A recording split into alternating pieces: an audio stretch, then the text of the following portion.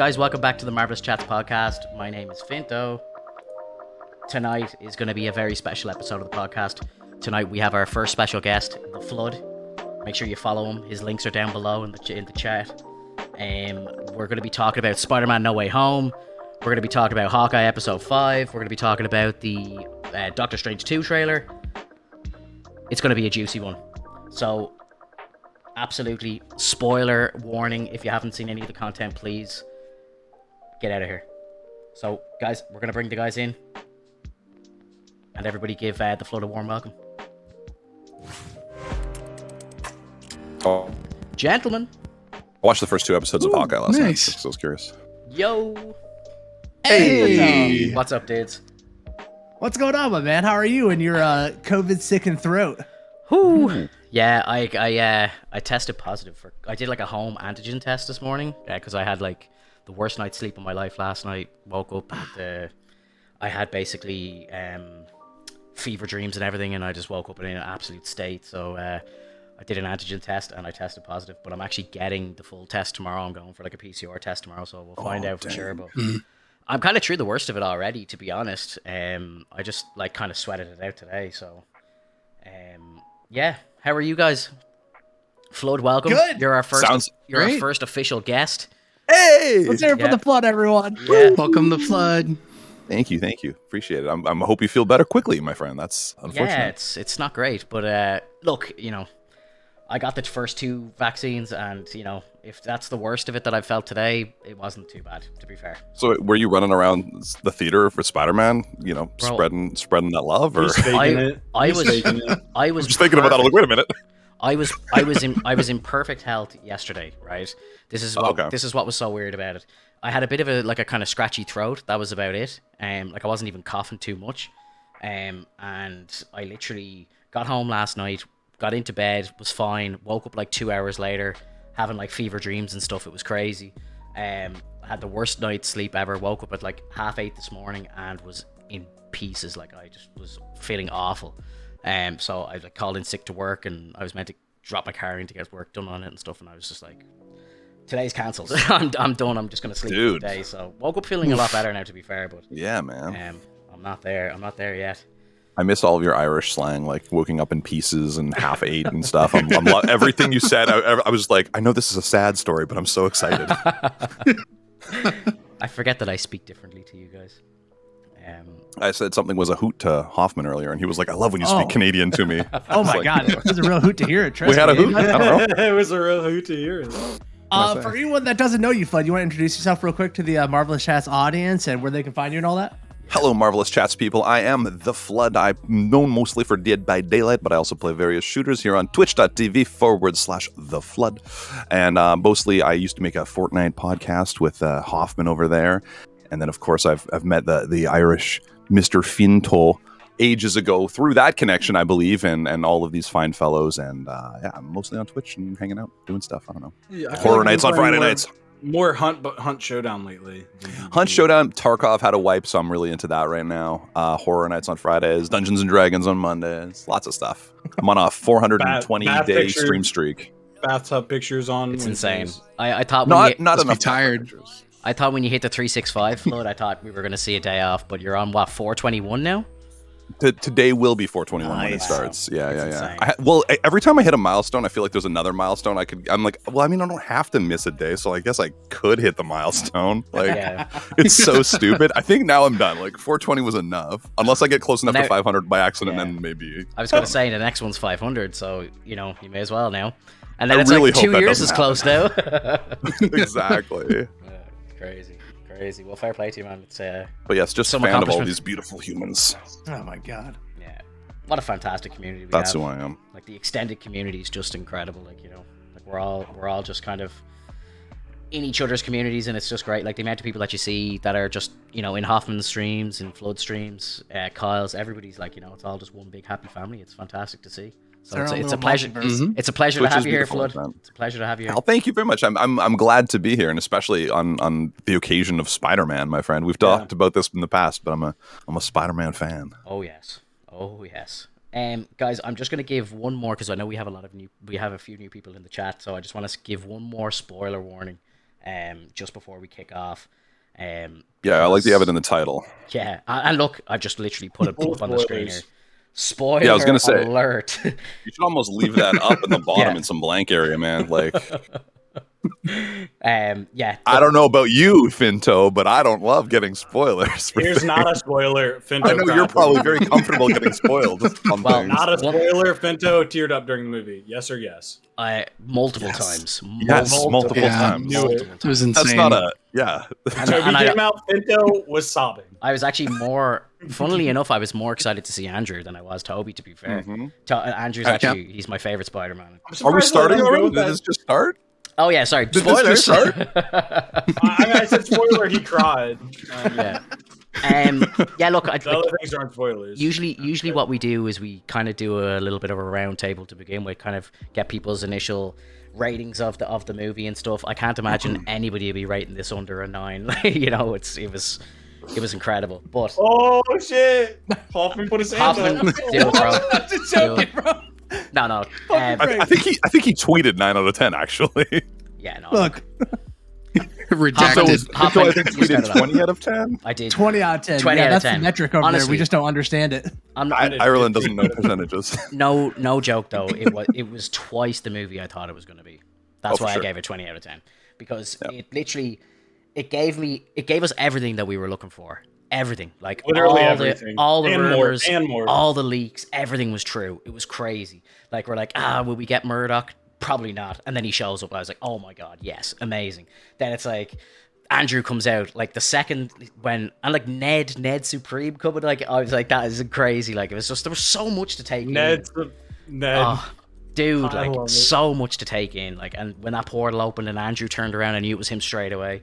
I felt like I was the only one in my theater that was like celebrating that. Like I was like, oh, dude, we had claps. We had a round of applause. I was the only when one. Andrew came out. We had a round of applause when Toby came out. the theaters over here, like everyone just sits there silent, like no one. There was a round of applause makes noise. for the catch. Everything. We got lots of. There was like 3 to 4 claps during our entire showing. Yeah, no, I had the same experience as Kyle.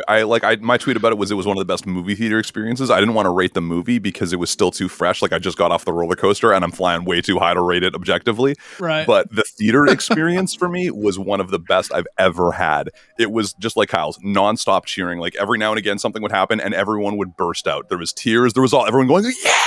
Every time there was like a hint. The first time the portal opens and you see the other Spider-Man, everyone was like, that's good. Yeah. Everyone is just losing their minds. And that's fun. Yeah. It's That is fun in fun. a theater, man. It is weird. Like it is a thrill. Especially It was a packed theater. Packed theater too on opening night. and I don't know if it's just because everyone's so excited to be at the theater or because it's Spider-Man or the combination, but man, that hit hard, dude. It hit hard. Yeah.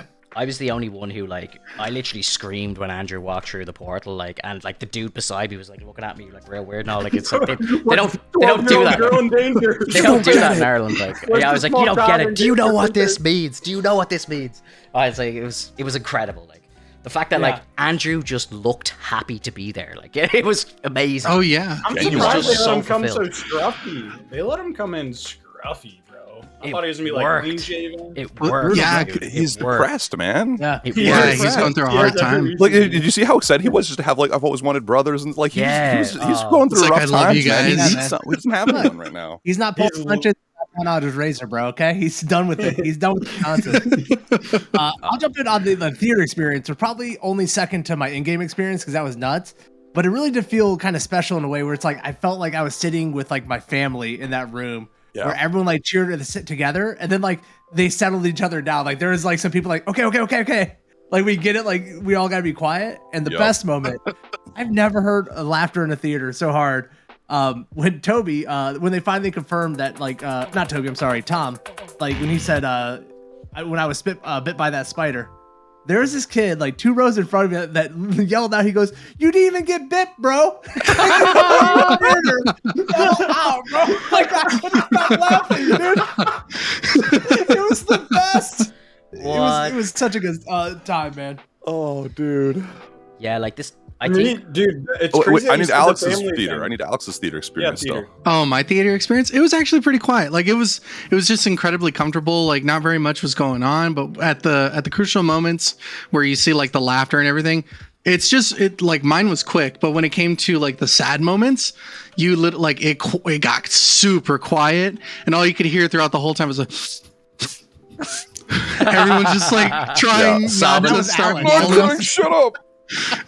I'm not crying. You're crying. Yeah. That was crazy though. Like Hoffman just said, it was like almost like you said you were watching with the family. It was one of the very few movie experiences where I didn't give a shit if there was people or strangers next to me or whatever. Normally, I kind of like that buffer seat. Like, give me my space. I don't want your popcorn crunching in my ear. I didn't care. Like, if there was someone in front of me, behind me, left, right, I didn't care. I was locked in. Yeah, there was a girl next to me. I reached over and I grabbed some of her popcorn too. Like, we were all just in it together. Yeah. That's perfect. I love it. Yeah, it was roundtable phenomenal. though for overall rating for me, dude.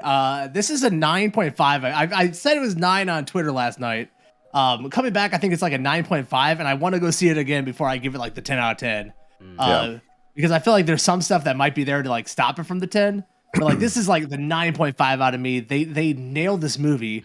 This is one of the most full movies I've ever seen. I can't believe they fit this much into like 2.5 hours, and it didn't feel like it was rushed. Whereas like something like the Carnage movie I watched, it felt like I had whiplash while I was watching that thing. This movie felt like so well paced. It never slowed down until it really had to, and everything still felt like it had its moments. Like it was just phenomenal from front to back. I 9.5, man. It's one of my favorite comic book movies I think I've ever seen in my life. Yep. I'm gonna say I'm gonna go with Finto's rating too. I'm 15 out of 10. I'm not quite at a 20. For me, simple things like Tom Holland's acting in this movie. Holy shit. Yes. He has convinced me. He is one of the best actors out there right now. And he's got #1 Spider-Man in my heart forever because of his acting in this movie. Like, he acted his ass off. It was fantastic. Like you said, the pacing was really good for me. I'm not going to get into the details of this, but the worst part of the whole movie was the after credit scene. I don't like the way they're doing these now. It looked like is this like a commercial. Venom you're talking about, is it? No, the after credit. Oh, that was that's actually just a trailer for. I love that too. Yeah, it was. I love that trailer. I was that's down. annoying that they do trailers and they're gonna do the whoever will return. Those are getting kind of stupid and feels like it takes away. Like, if I'm gonna sit after the credits, don't give me a trailer. Give me something like a caveat off of the, like, maybe bring in I would have loved to see Matt Murdock for another scene because we did not get enough of him. Something like that.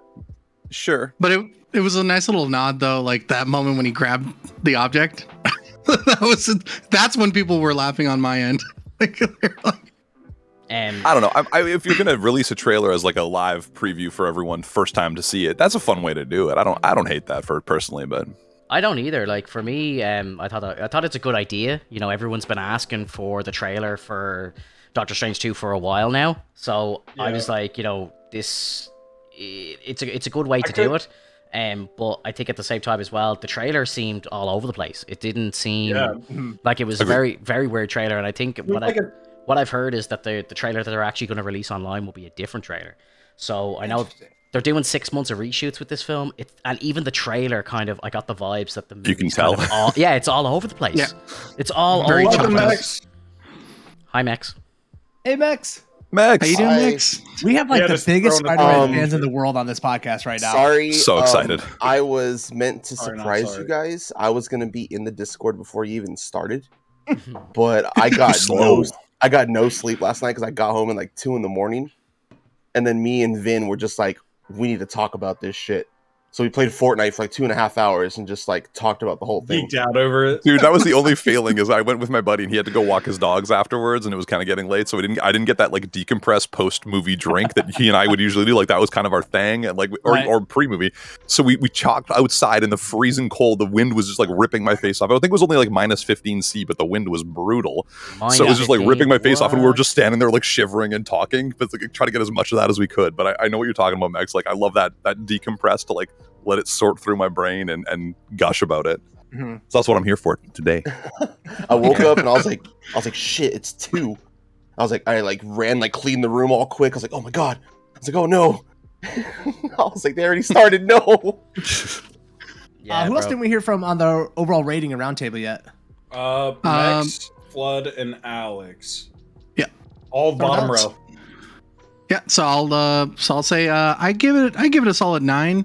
There, like I loved practically everything about it. The only thing that I had a little bit of a hitch on was a couple of the villains. Some of them felt like they were kind of forced into the situation, you know, like they're with Sandman. Like I understand that he was in a spot where like he's like, I don't know what's going on here.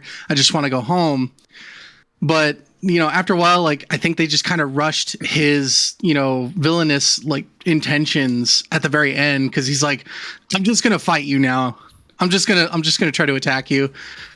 With Electro, I think I felt like it was well done because I totally forgot for a second how the Amazing Spider-Man 2's Electro was, which like really helped the movie, because otherwise I would have been like, wait a minute, isn't he just trying to help people? Like isn't he just trying to help like the other villains in a sense? But like this dude's straight up like, I'm on my own. I want to do my own thing. I want the power, which I thought was very fitting.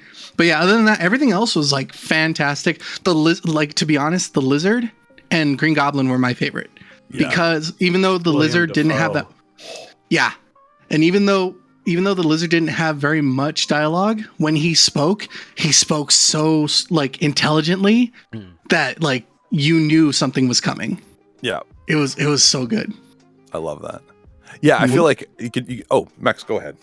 I was just gonna say, was I the only one that loved to see the relationship between Doc Ock and Green Goblin? Mm-hmm. They respected each other as scientists. Like, we never. How many got of the villains are named Doctor, by the way? We never got to see that in the movies, you know, because like Goblin died in the first one, and so like when I saw, I was like, oh my god, I was like, I forgot they were like friends. I was like, are they still friends, or like do they hate each other? Yeah. And it looked like they were like more like of a friendship type of thing in this one. Yeah, absolutely, yeah. Because we didn't get introduced to Doc before he was dead, as you say. So, but theoretically worked there and worked at Oz and knew him and stuff. So I'm a bit of a scientist myself. I can't believe you dropped the line. It was so good. They doubled down on the Goblin lines a few times. It was but yes, so perfect. Easy 9 out of 10. I'm just leaving room for me to, you know, because it's probably a 10 out of 10, but I'm leaving a little bit of room. I could probably nitpick a few things, but honestly, it doesn't feel worth nitpicking. This was such a great experience overall. And I know we were comparing the movie theater experiences, and Hoffman, you said it was kind of like your Endgame. This was Spider-Man MCU's Endgame. I've been saying how badly I want a Spider-Man CU instead of an MCU because I'm kind of done with the MCU. I want a Spidey CU where there's like 3 movies a year popping out. But anyway, this was like this was the Endgame for that. Like it really was, because this brought together. MCU did 10 years with Endgame. This was 20 years of Spider-Man that we just got. Like it was unbelievable, and it wasn't just capping it off. It was like honoring the legacy. It wasn't just cameos. It was making them part of it. This was so much more than I ever could have asked for. It was unbelievable. I went into this expecting to not like it, and I am astounded by how much fun I had. Yeah. I want to piggyback on that real quick because I think it would have been my levels of excitement for Endgame, but I didn't know what was coming in Endgame. And in this one, I knew it was coming because it's been like 2 years of everyone like leaking, spoilers, confirming leaks, all this stuff. And I didn't have that moment where it's like Captain America picks up Mjolnir. You know, like he picks it up. I don't have, you know, the Sam coming in like on your left and all the portals start to open up. Yeah. Like all those types of scenes that were like really just got me because I had no idea what to expect. Yeah. In Spider-Man, it's like when the portal opens, you know it's Andrew Garfield. They open up the next one, you know it's Tobey. It's like the internet ruined those moments. Yeah. And I think that's why Endgame just feels like a better experience for me because I had no idea going into it. I still cheered with my whole theater every time I saw one of them and lost my mind. So I still had a great time. I don't know. Yeah, no, I felt like a kid every time they pulled off a mask, even though I know what's about to happen. They pull it off, and I'm like, couldn't help it. You know? Tell us your rating. Tell us how your theater experience was. You should know. You should know what I gave this movie. I didn't know how I. Max is close to me with 20 out of 10. I'd say. Yeah, literally, like if I can go above 10, it'd be above that. It'd be 1,000 out of 10. Like literally, I was sitting there at the edge of my seat, like my buddy, my coworker. I did, because one thing that got spoiled for me, and it still hit me hard just to be in that moment, was Aunt May's death. When I saw that, I was like, damn. I was kind of expecting that. Like I thought it was gonna be happy, but seeing Aunt May, like I saw it, I was like, oh, that fucking sucks. You know, like god damn it, like I need to get off of YouTube. But then seeing the actual scene, like just hit me hard. You knew in advance that was happening. I had to guess that either happy get off those or spoilers, bro. Come on. Yeah. Jesus. Well, because like for me, it got spoiled just in a thumbnail, dude. Like literally, like the scene where she's laying down and like Toby has her like in his arms. I mean, not Toby, Tom. Yeah. And I was just like, are you serious? Like, I'm like, is that real? I'm like, that looks legit. I'm like, oh no. I'm like, I closed YouTube. I was like, I can't do this. I can't do this. So I can actually talk about as well the leak that I got now that it's over.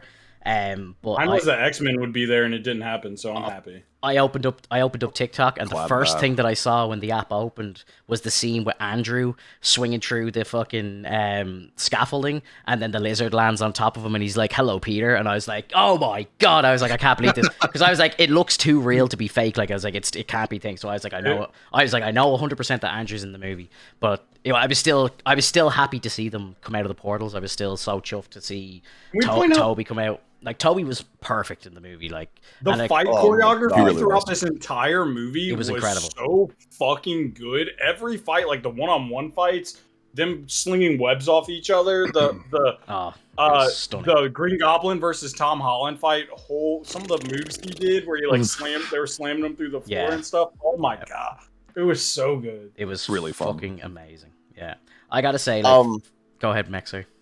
Oh yeah, but like as far as the theater goes, like that theater was like a good one, except for one guy. There was one guy in there. There was one guy in there. The moment the portal opened, they're like, "Come on, Peter," and they're like, "Hey, Peter," and like you turned around, I was like, "That's not fucking Tom." I was like, that's Andrew, you know. So like the moment he turned around, everyone started screaming, clapping, and one guy goes, "We all knew they were going to be in the movie. Shut up!" And we all just like stopped, and like I saw a couple of us like turn. I saw like a couple of the heads just turn and look exactly where the voice came from. We're like, you should have yelled out, "You mess with one of us, you mess with all of us." That's what it felt like, dude. It felt like this dude was just gonna get bombarded by all of us if he was gonna say another word. Yeah. We're like, don't ruin this fucking moment for us. We will 20 years in the making that we waited for this shit, and you're gonna tell us to shut up? Like, oh, dude, I was like, oh, yeah, for sure. For sure. But the theater, like, dude, they were screaming, like, clapping, fucking everything, man. It was a fun experience. I haven't experienced that since Endgame.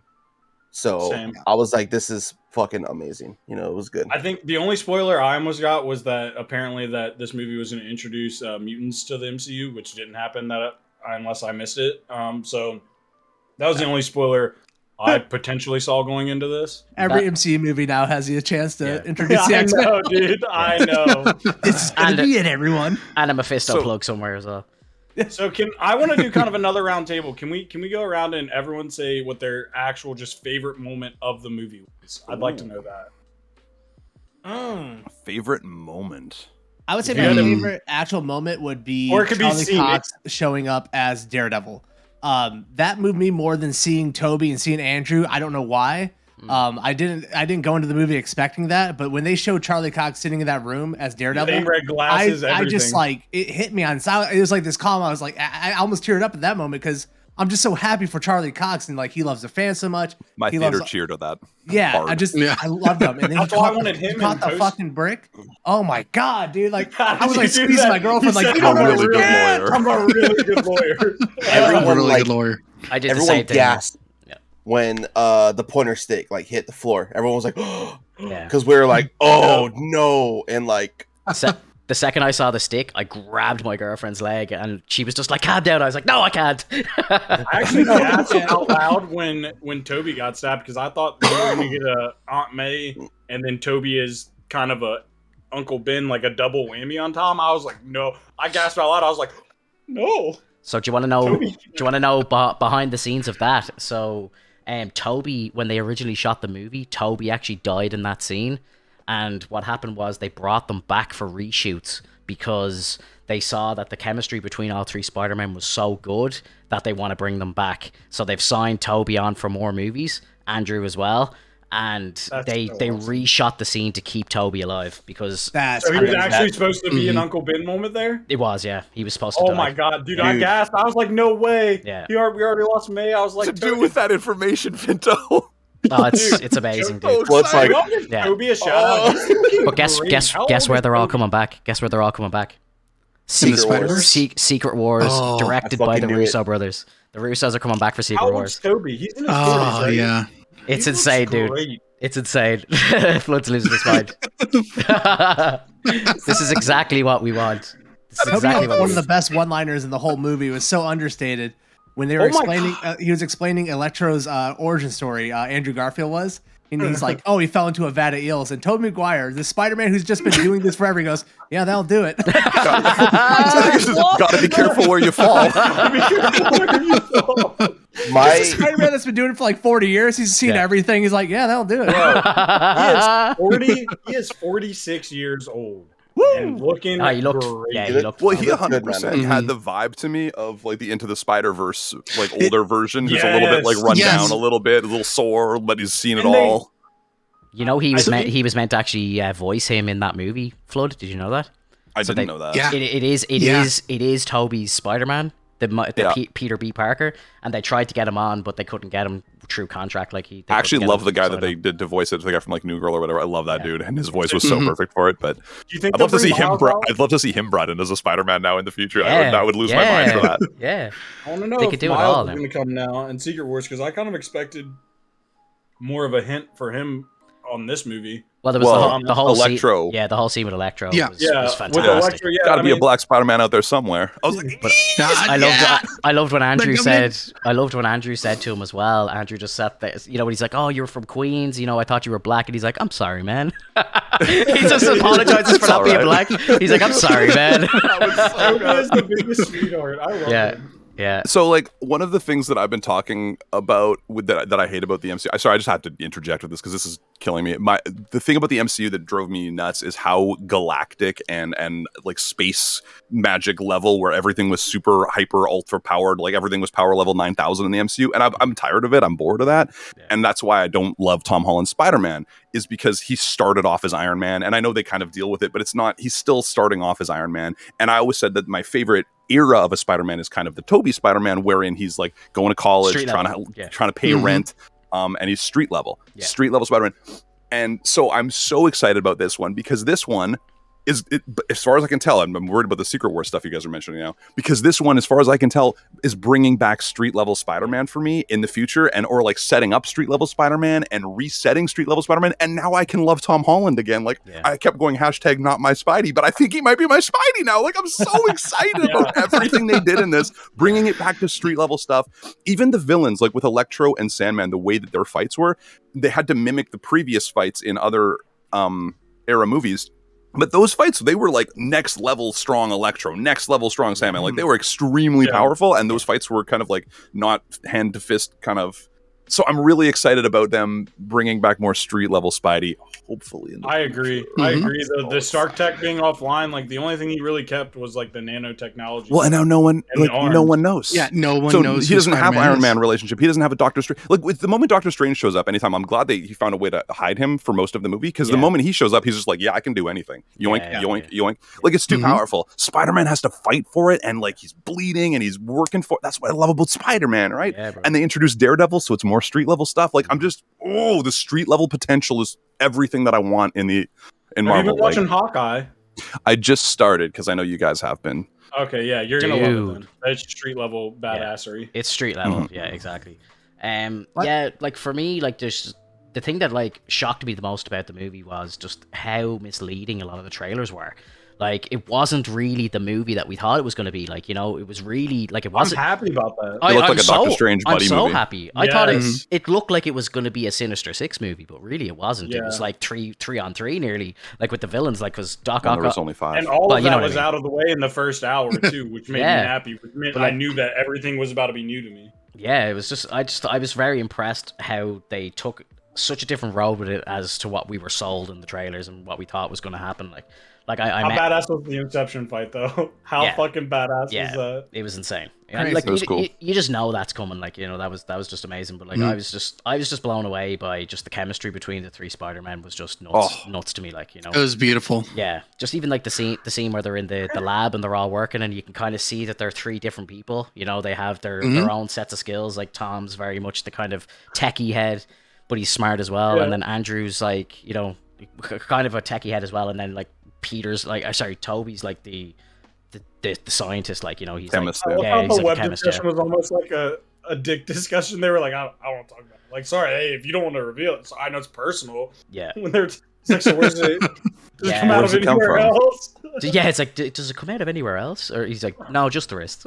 They're like, he's like, guys, this is really personal. He's like, yeah, but we have to make our own. So like, we're just Well, because that was controversial when it happened, right? So that was Yeah. them talking about that like they had to almost. Oh, I yeah. can't believe how actual like self-aware this entire movie was. Like they talked about what we all have been talking about for like the last 20 years, like the webs coming out of skin, like all the jokes are centered around that.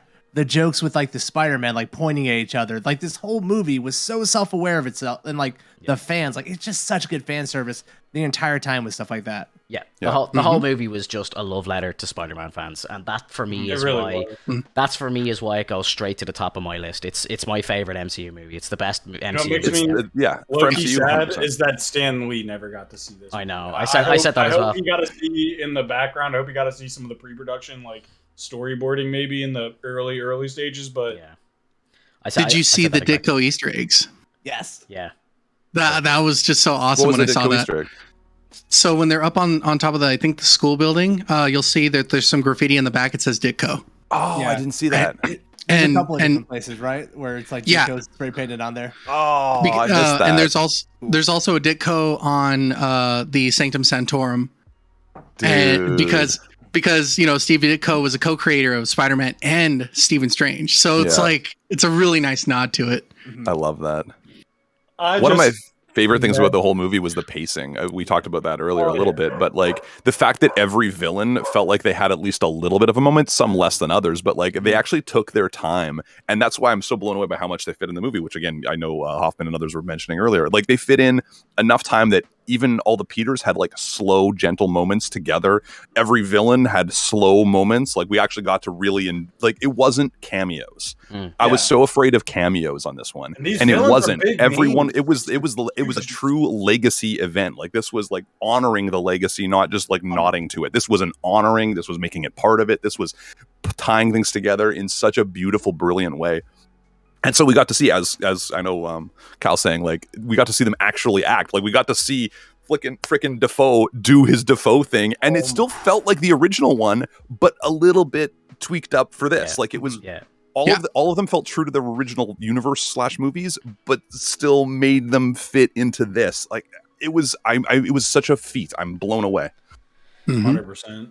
Well, I know the original directors of the Toby and Andrew movies were brought into the script writing, and they had said, look, time has passed since your movies, what would your villains be up to? And they actually had them kind of write out the stories. So as you say, yes, it doesn't appear to be a cameo. It's a proper sequel, you know, like it's like this is a full-blown continuation of Toby's movies. Like, you know, this is Spider-Man 4, this is Toby's or Andrew's Spider-Man 3. Like it's Exactly. It's perfection. How hard did this make you wish you had more Andrew movies, by the way? So hard.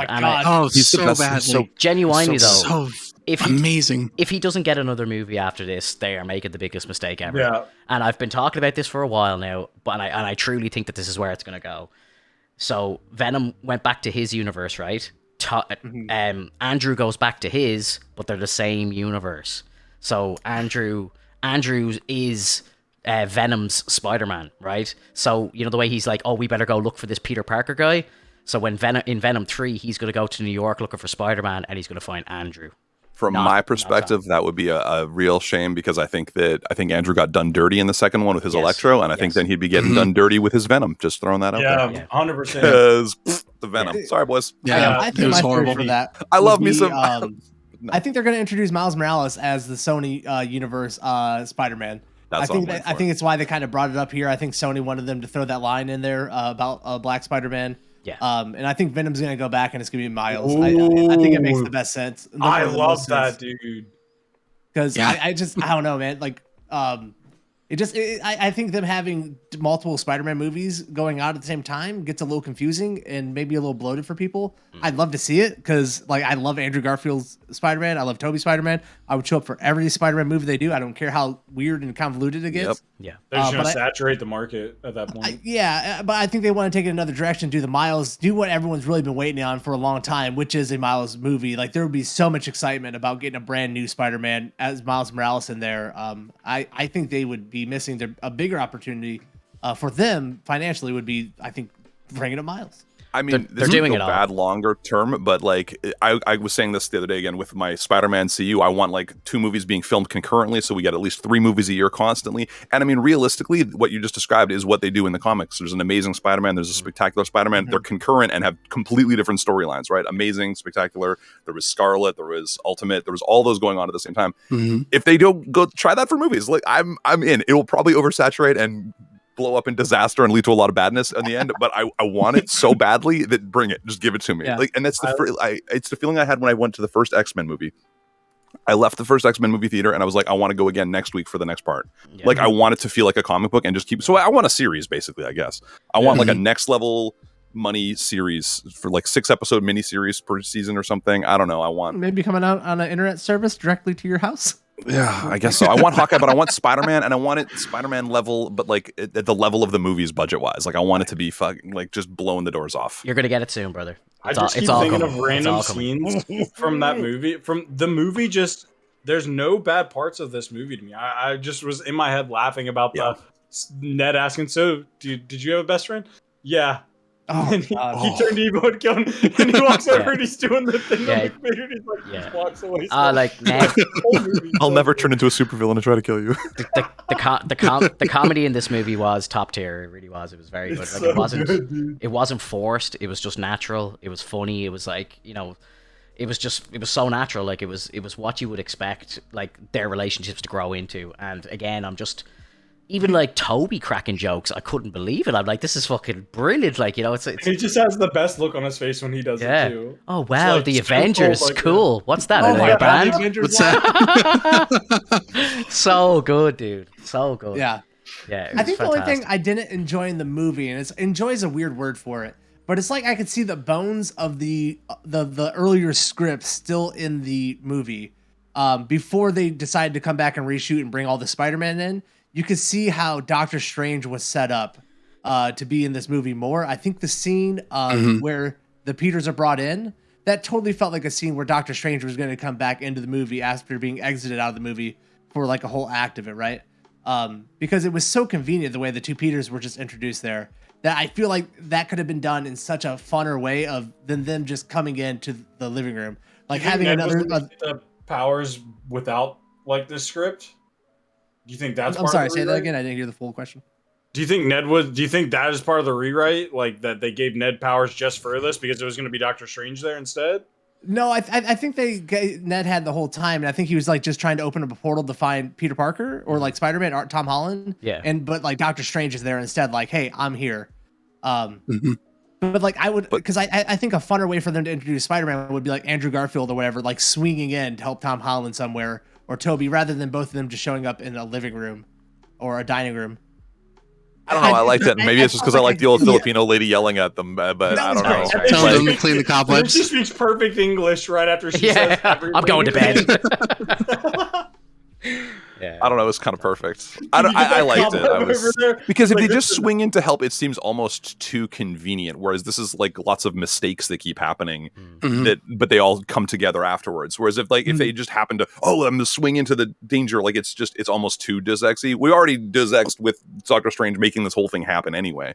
Well, and then a big part of that for Hoffman too is the fact that he knew, like, just when you see that, he knew instantly. If he wouldn't have known that was coming, and he would have had in his mind maybe it's Doctor Strange coming out, and that would have been a full-on surprise, maybe you wouldn't have wanted to swing in. I think the swinging in kind of gives it more of a surprise element to you, whereas when you saw that portal, it was all taken away. You saw the silhouette.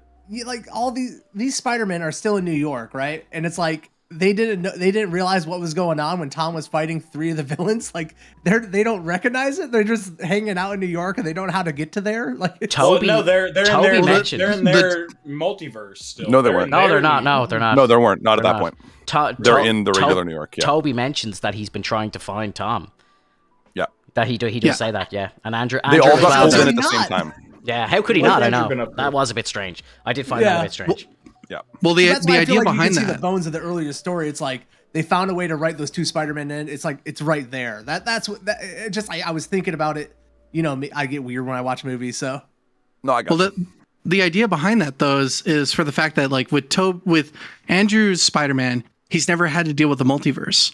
With Tobey's Spider-Man, we already know that he's canonically like tied to Into the Spider-Verse, and that's why Tobey's looking for Tom's Spider-Man. Because he knows he's in a different universe. Because then, like, it makes it more apparent. That's why he's like, I'm looking for Peter Parker. Like, it makes total sense. Canonically, he's been through multiverses before. It didn't even occur to me. I love that. Oh my god! That's why when I saw the trench coat, I was like, no way. They brought him in from Into the Spider-Verse. Like, he's already done it. And that's why he's so used to it. Yeah, I didn't even pick up on that at all. Right now. Yeah, mind blown. The layering in this movie, the layers of things are so wonderful. Yeah, I actually have to dip out early, fellas. I wanted to make sure I was here to talk a little bit about Spider-Man. Kyle, thanks for being here, dude. Thanks for being here, buddy. I miss you already. I hope you guys all have a fantastic night. Thank you. Later, broski. Have a good. Yeah, like just for me, it was definitely. Actually, a question I had for you guys: did you going into the movie? Did you think, like, was there kind of speculation? Did you, like, were you kind of worried that Andrew and Tobey wouldn't be in the film? Or did you know for sure that they were going to be in it?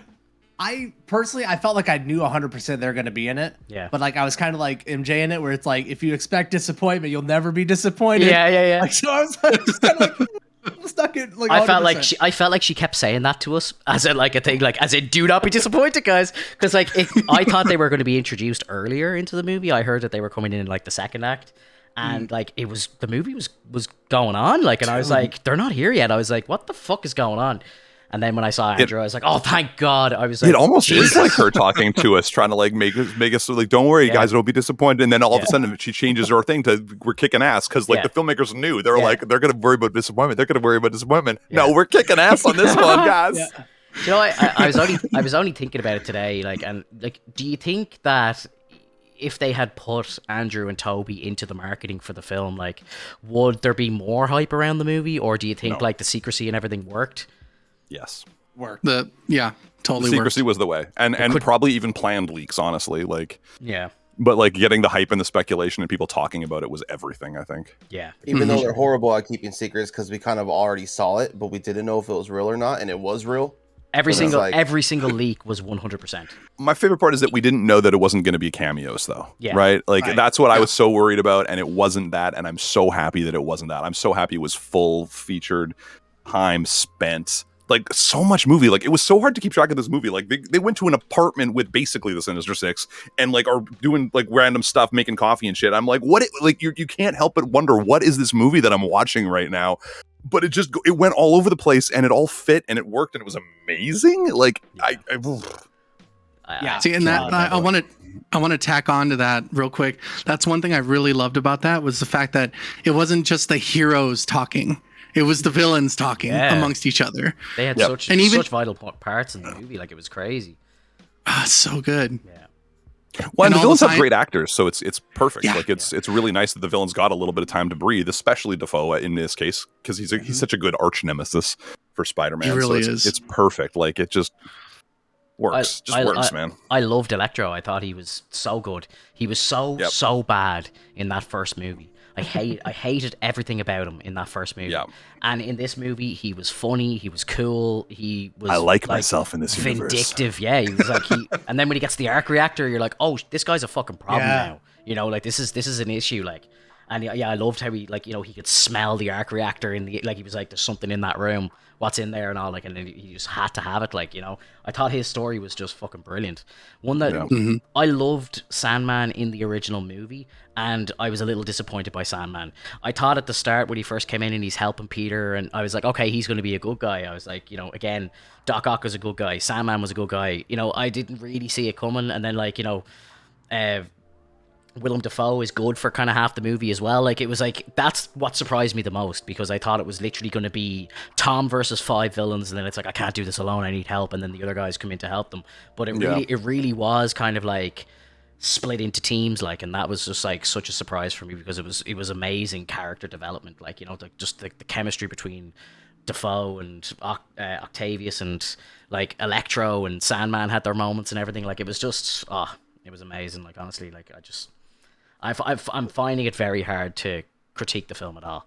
I really am. It's hard, because I think this is my problem with critiquing a film right after you watch it. You just stepped off the roller coaster. You know what I mean? You're like, and I still feel like to that today, honestly. Like, it's hard to give it a fair critique. I can nitpick, but that's pointless, because it was so much fun.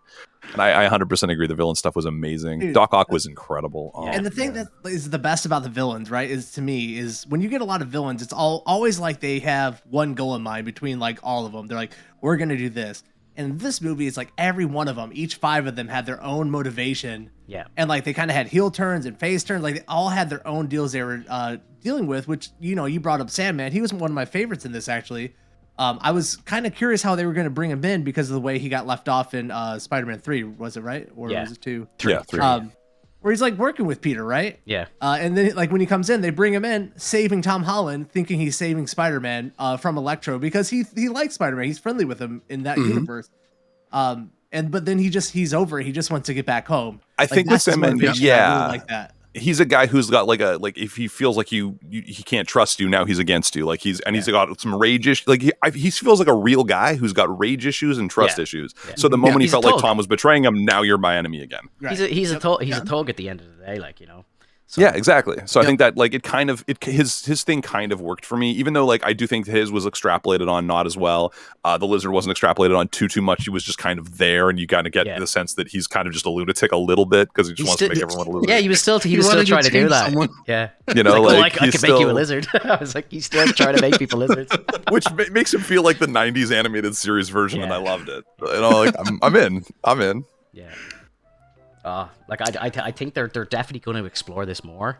Like from what I've heard, you know, we're getting a Sony Spider-Verse.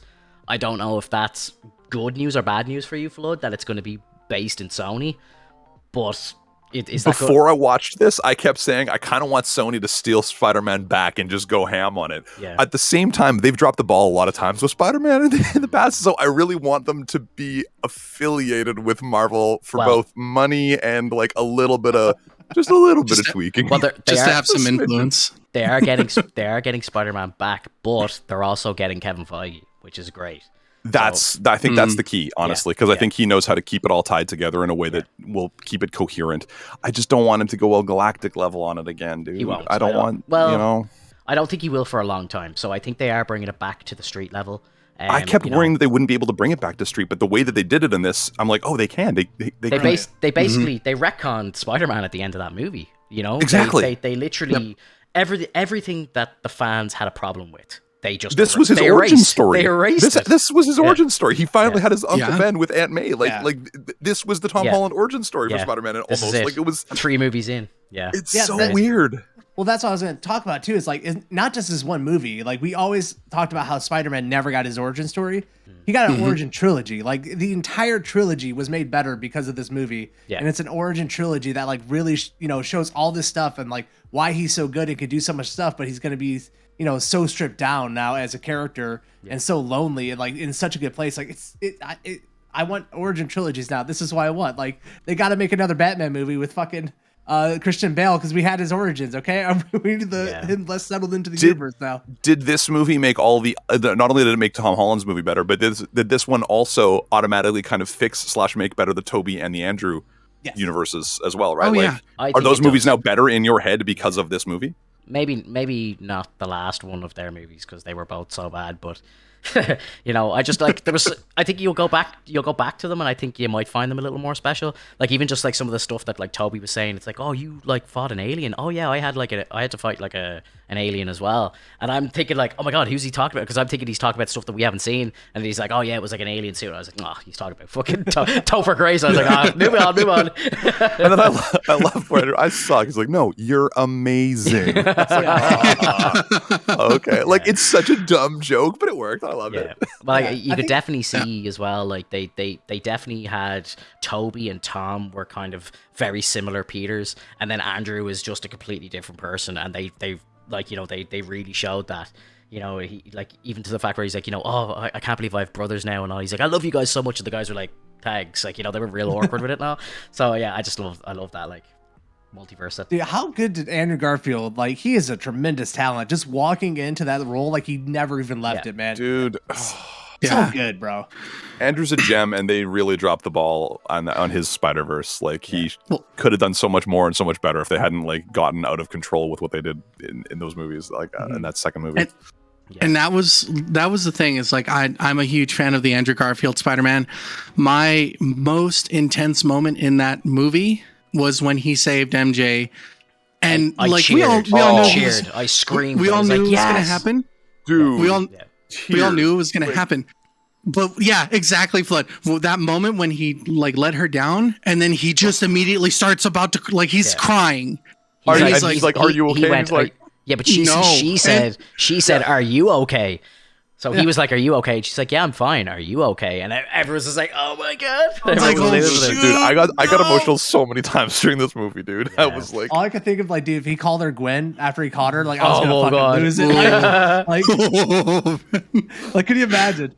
Did you notice as well that she dropped the Watson name? She's like, oh, nobody calls it. I don't use it. I was like, ooh, okay. So Hoffman and I were discussing that just the other day, because I was talking about, no, of course they have it. She's MJ. He's like, yeah, but they never said it's Mary Jane. I'm like, oh, maybe false Spider-Man confirmed. This is a garbage universe, the Tom Holland universe. It's not the real Mary. Yeah. But like now they actually confirmed that. And so what I was leading into that, was the apartment at the very end the same as Toby's apartment? I thought that too, but it's not. Okay, my buddy and I were discussing that. I wasn't sure.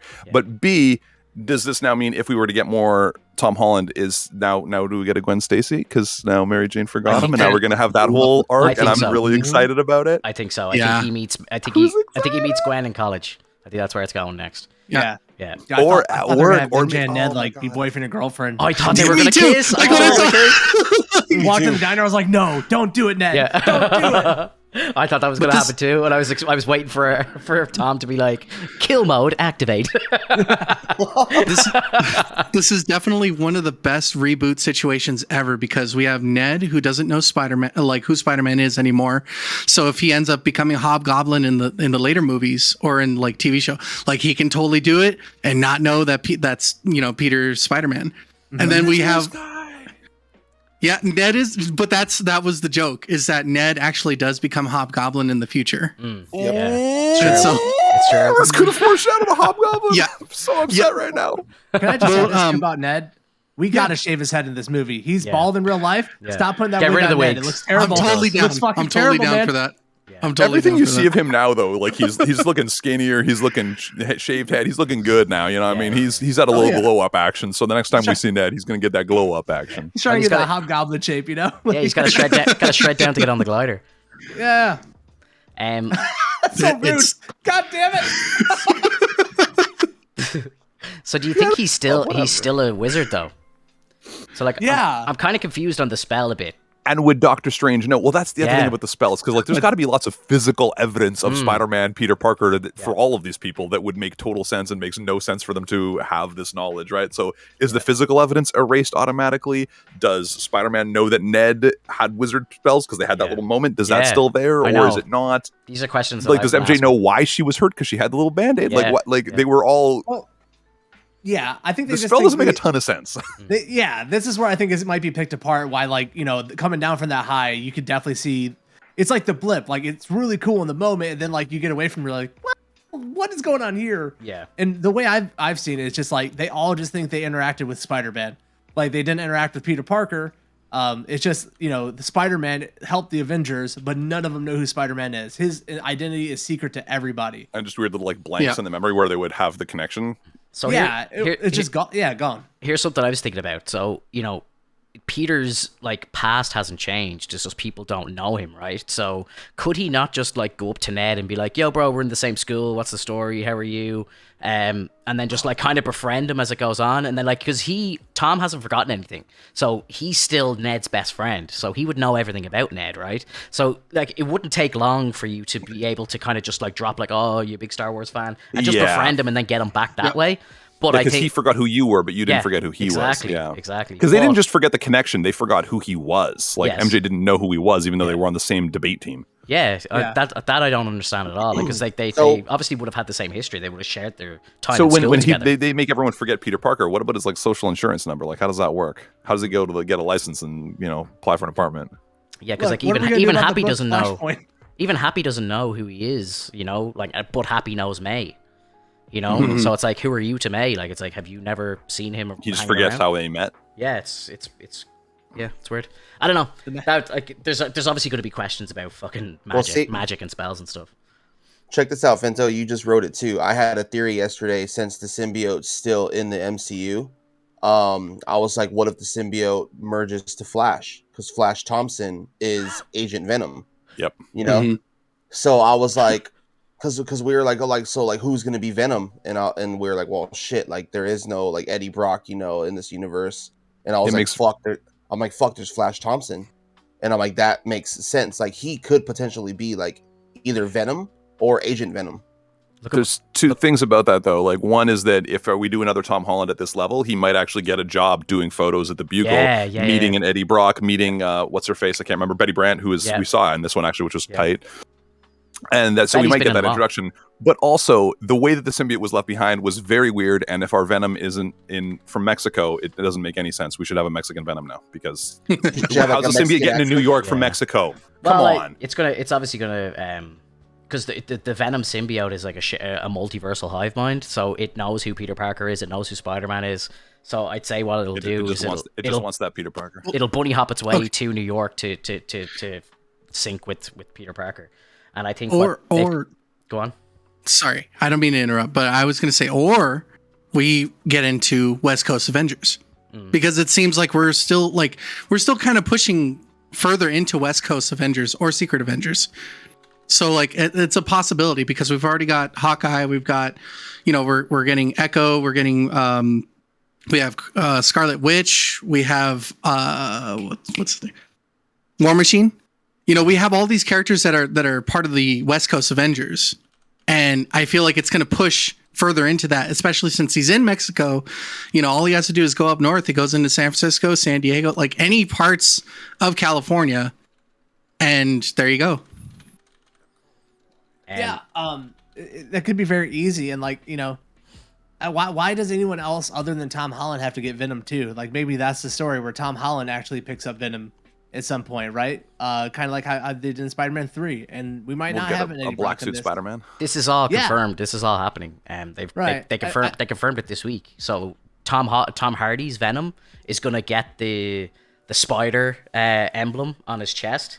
So what's gonna happen is that symbiote is gonna sync with Tom, and then Tom's gonna go into the Sonyverse, and he's gonna be in Venom 3. And then he's going to lose the symbiote back to Eddie Brock. And then Eddie's going to have the spider traits and be synced up. And it's going to be a proper Venom then. How do you think he gets over to the Tom Holland or the Tom Hardy universe? Yeah, I don't know how that's going to happen. It is confirmed to happen that Tom Holland will star along with Tom Hardy in Venom 3, from what I hear. And I think there'll be maybe Andrew as well. That's what I'm hoping for. But I don't know how he gets there. Mm-hmm. But especially now we know they're separate universes because he came in with that post-credit scene tells us that he came in from another universe and now left this universe. So that means they're mixing the Tom's universes, and I don't know how I feel about that. So, what are the theories on why Venom came to this universe where everyone else was drawn to Peter Parker? Right, that's why they were coming to the MCU universe because they knew Peter was Spider-Man. The symbiote knows who Peter is, so it was people who know Peter Parker is Spider-Man. Because the symbiote, the symbiote knows. Yeah. It's the hive mind. It's not. But why was he looking for Peter Parker when the other people like really wanted to find Peter Parker? He just randomly like went. You know what I mean? Like they all got pulled in moments where like Peter was kind of beating them and about to kill him, right? Like that's why they came, and Venom just kind of got plucked. So yeah, if you were to go ahead. If you were to recall at the end of Let There Be Carnage, when we see that post-credit scene with them transporting, right before Venom is telling him that there's a hive mind within, and I think he was trying to tell him that there's a multiverse.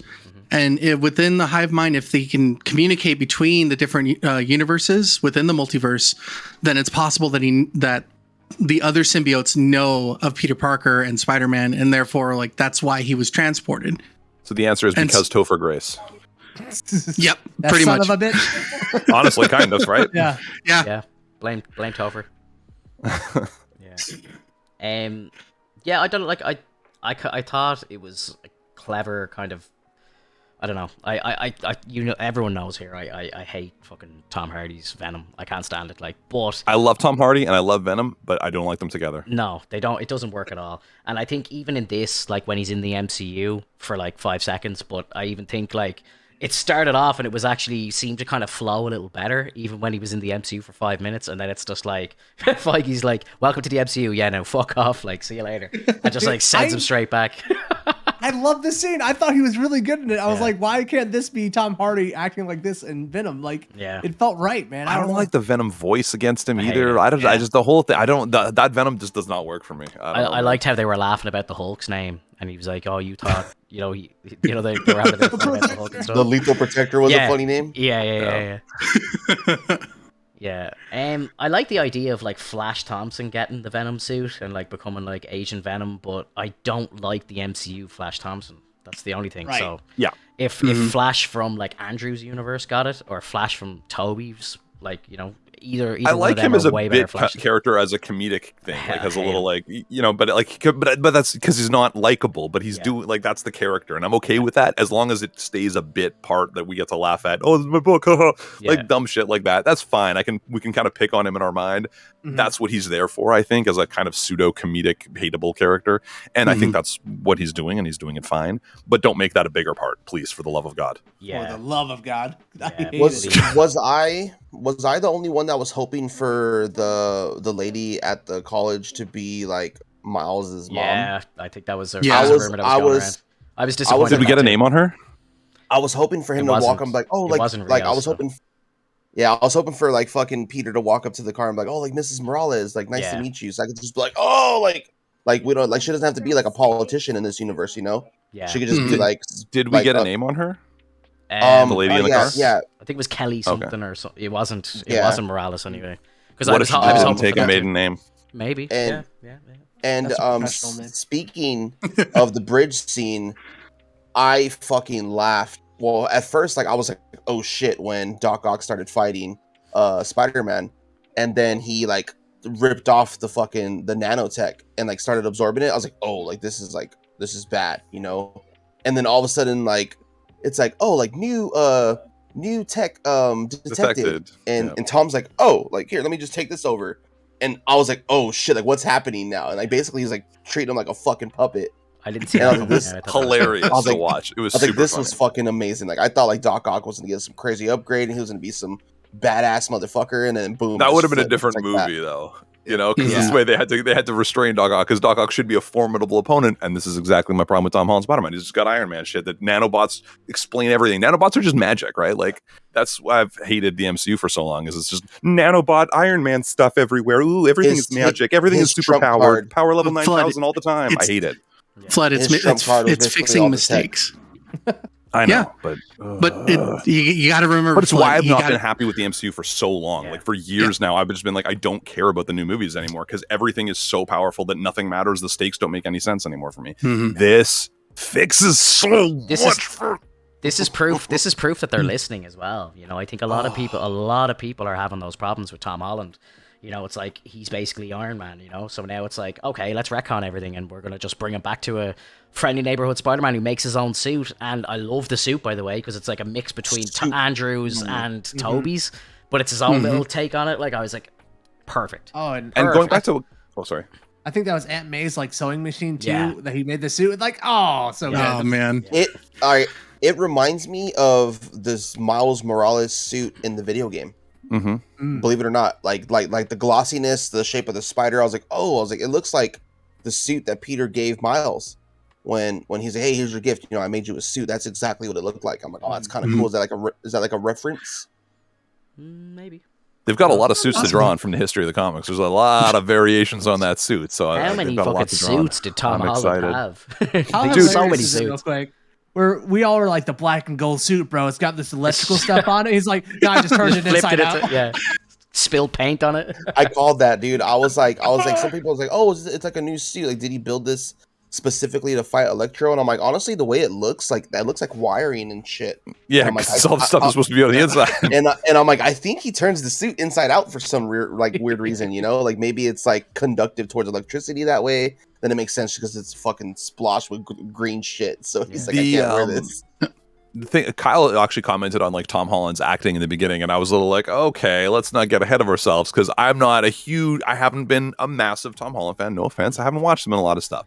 I was like, he's probably a serviceable actor. I just don't like him as Spider-Man. Yeah. But this one also gave him this opportunity where now in the future, I actually think he did flex acting skills a lot more in this one than we've had to see him in the previous Spider-Man. So maybe he's actually a great actor, and he's just been this character that I wasn't sold on. But this was truly the one where he gets to grow up now. Like, high school is done, he's got the apartment, and he actually does seem more mature because he went through some shit. So he might still have some sensibilities of like quippiness that we want out of Spider-Man, but like, this just makes me want the next Tom Holland Spider-Man tomorrow. Like, I want to go watch that immediately and see the grown-up Tom Holland who went through all this stuff, and like, seems like he can actually flex the acting chops for that, and seems like he's going to be a better Spider-Man for it. Like, I'm so this filled me with possibilities of the future that have me so excited. Like, again, about Spider-Man movies.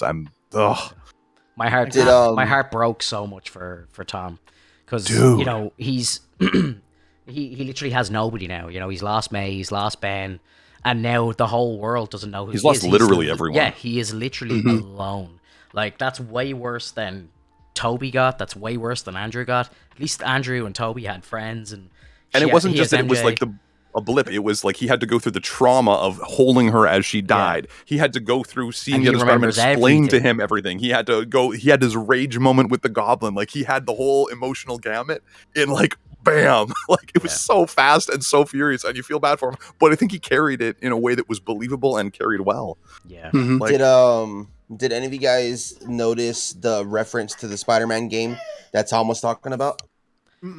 When he was like, I threw in one of the moves from the game in here because I loved playing the game so much. I don't know if you guys caught it. I didn't catch that at all. It was the move where he's fighting Doc Ock in the apartment, and he webs the floors and jumps up and like springs through the floor. That's basically like it's basically like a finishing move in the game. Yeah, I remember that now. Yeah, it's like a big old body slam, right? Yeah. It's basically like a move where you jump in the air and you slam on the floor, because when you jump in the air, he webs the floor and then kind of like slingshots him down, and that's what he did. And that's what like caused him to like go through the floors of the apartment.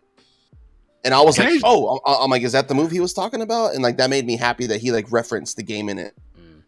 I haven't played the game, so I don't know. Oh my god! Oh, you gotta should, play the man. games, bro. Don't play incredible. So good. The storyline for that game is just phenomenal. It's like the only reason I wanted end. to get a PlayStation, honestly, was Spider-Man. That was and that would be perfectly fine to just buy a PlayStation for that. You completely justified. Like, no joke. I got an old PS4. You want me to send you a PS4? No. Yeah, I got you. I'm not using it. No. I got a PS5 now. I need that hunk of crap. Yeah. No, seriously, I would pick up a secondhand PS4 just to play that game. Y'all send me your trash. I appreciate you. My poor PlayStation's in the closet while this beast is right here behind. I know. I would say one of the things about the movies I wish they would have like pulled back with the themes or came back around with it in dialogue was between Tom Holland and Doctor Strange, or Spider-Man and Doctor Strange at the end. I wish they would have had a dialogue about responsibility right there, where like Doctor Strange doesn't want to do it to Peter Parker, and then he comes back and like actually speaks what I think the theme of it is that like, this is my responsibility, like I have to fix this. Like, I wish they would have some dialogue about that moment just to really drill it home for you and really tie Aunt May to that moment. Because I think that's the themes they were going for, but like, I'm not sure. Is that like he says, okay, do this now because it is I am the one that has to take this on because I caused it.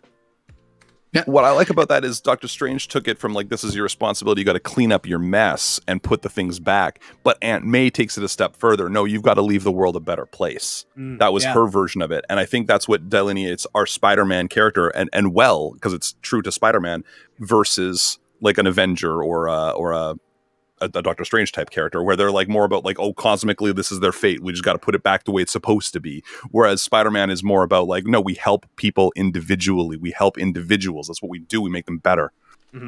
Oh, I love Spider-Man. I'm crying up. I'm tearing up right now. Doctor Strange was like the angry dad. Like when he came out of that portal, he was like stomping, like, where is he? Like, bring this boy to me right now. Like, it was the funniest shit. And he only begrudgingly kind of admitted that, oh, it is working? Okay, again, maybe this is good, I guess. Like, he felt a little out of character, no? Doctor Strange? Like, I mean, he was just there to cast a spell to make this Sith happen. Like, he doesn't need to be there for any other reason. He's like, call me, sir. I was like, all right, Strange. That's a little, cooler jets there, daddy bro. for you. Yeah. Did anyone notice that he was like tearing up a little bit at the end when he was like, it was nice knowing you, Peter? And like his eyes kind of watered a bit. And I was like, oh man, like, I think he doesn't want to do this. Like, he like notices like how much damage it's going to do. Like, well, I think you got the sense that he like loved and respected the kid, like as Peter, like from all their adventures in the past. Like he totally had the feels for the kid, but he was trying to be like a stern mentor-y type. And kind of back and forth. That was where that you're back to sir because I'm your dad again. Like I'm mad at you. I'm an authority figure again. And now, but like you're about to lose this kid who's been part of your. That's life. Why. I think there was like a part when he was like, I always got to remind myself that he's just a kid. Yeah. You know, like he's like, we saved the universe together, but he's like, I forget that you're just a kid. He really was a de facto father figure a bunch of times in this. That fight between them two was like awesome. I love that fight scene. Here's a good theory that I had as well. So Ned, you know the way he obviously has magic, right? What if down the line Ned becomes a sorcerer, and in doing so breaks this, like he realizes like he can break the spell, and then he remembers who Tom is. I think that'd be a really good idea. Cool. Yeah, I think that'd be cool. It's like he kind of when he like gets his powers or whatever, or like comes to like his top level, he then realizes or knows somehow to break the spell that has been cast on him. He realizes this has been a spell on him, and then just well, they do that just because they want to keep the actor that they have for Ned like going, or like is that actually worth doing? That's like yeah, I don't know. Like they kind of spent a lot of time building Ned up to be a sorcerer, so I'm like, do they just drop it off completely? Does him and MJ just go to Boston and we never see them again? Like but did they do that just because they needed to do it for the purposes of the story? This like yeah, I don't know. Like otherwise, how did the other Spider-Man all get together? Like they needed something to happen. True. And they've already written Doctor Strange out for a bit. Like I don't know, and now he gets to forget it all, so they don't have to go the sorcerer out with him anymore. But it's I don't know. I feel like he still has the event. Like he still knows he was at the statue and did all that magic, right? Oh, that's true. Yeah. I think he still knows that. He just doesn't know Peter Parker. He just thought he was helping out the Spider-Man. Yeah, I think they built it up a bit too much to drop it off completely. I think it has to continue somewhere. That ruins the Hobgoblin plan unless he's a magical Hobgoblin. Yeah. I think he gets brainwashed. Oh. So that might fix it. Like brainwashing is always a good fix. And I also think in the comics, like Hobgoblin, like does use magic. I don't know much about him. That'd be cool. I have some old Hobgoblin comics from like '80s, but I don't know, man. It's been a while. I think he uses magic, like because like I don't know, like how he uses like the goblin bombs, all that stuff. Like I don't know if he's like producing. I think he's just using Norman's shit.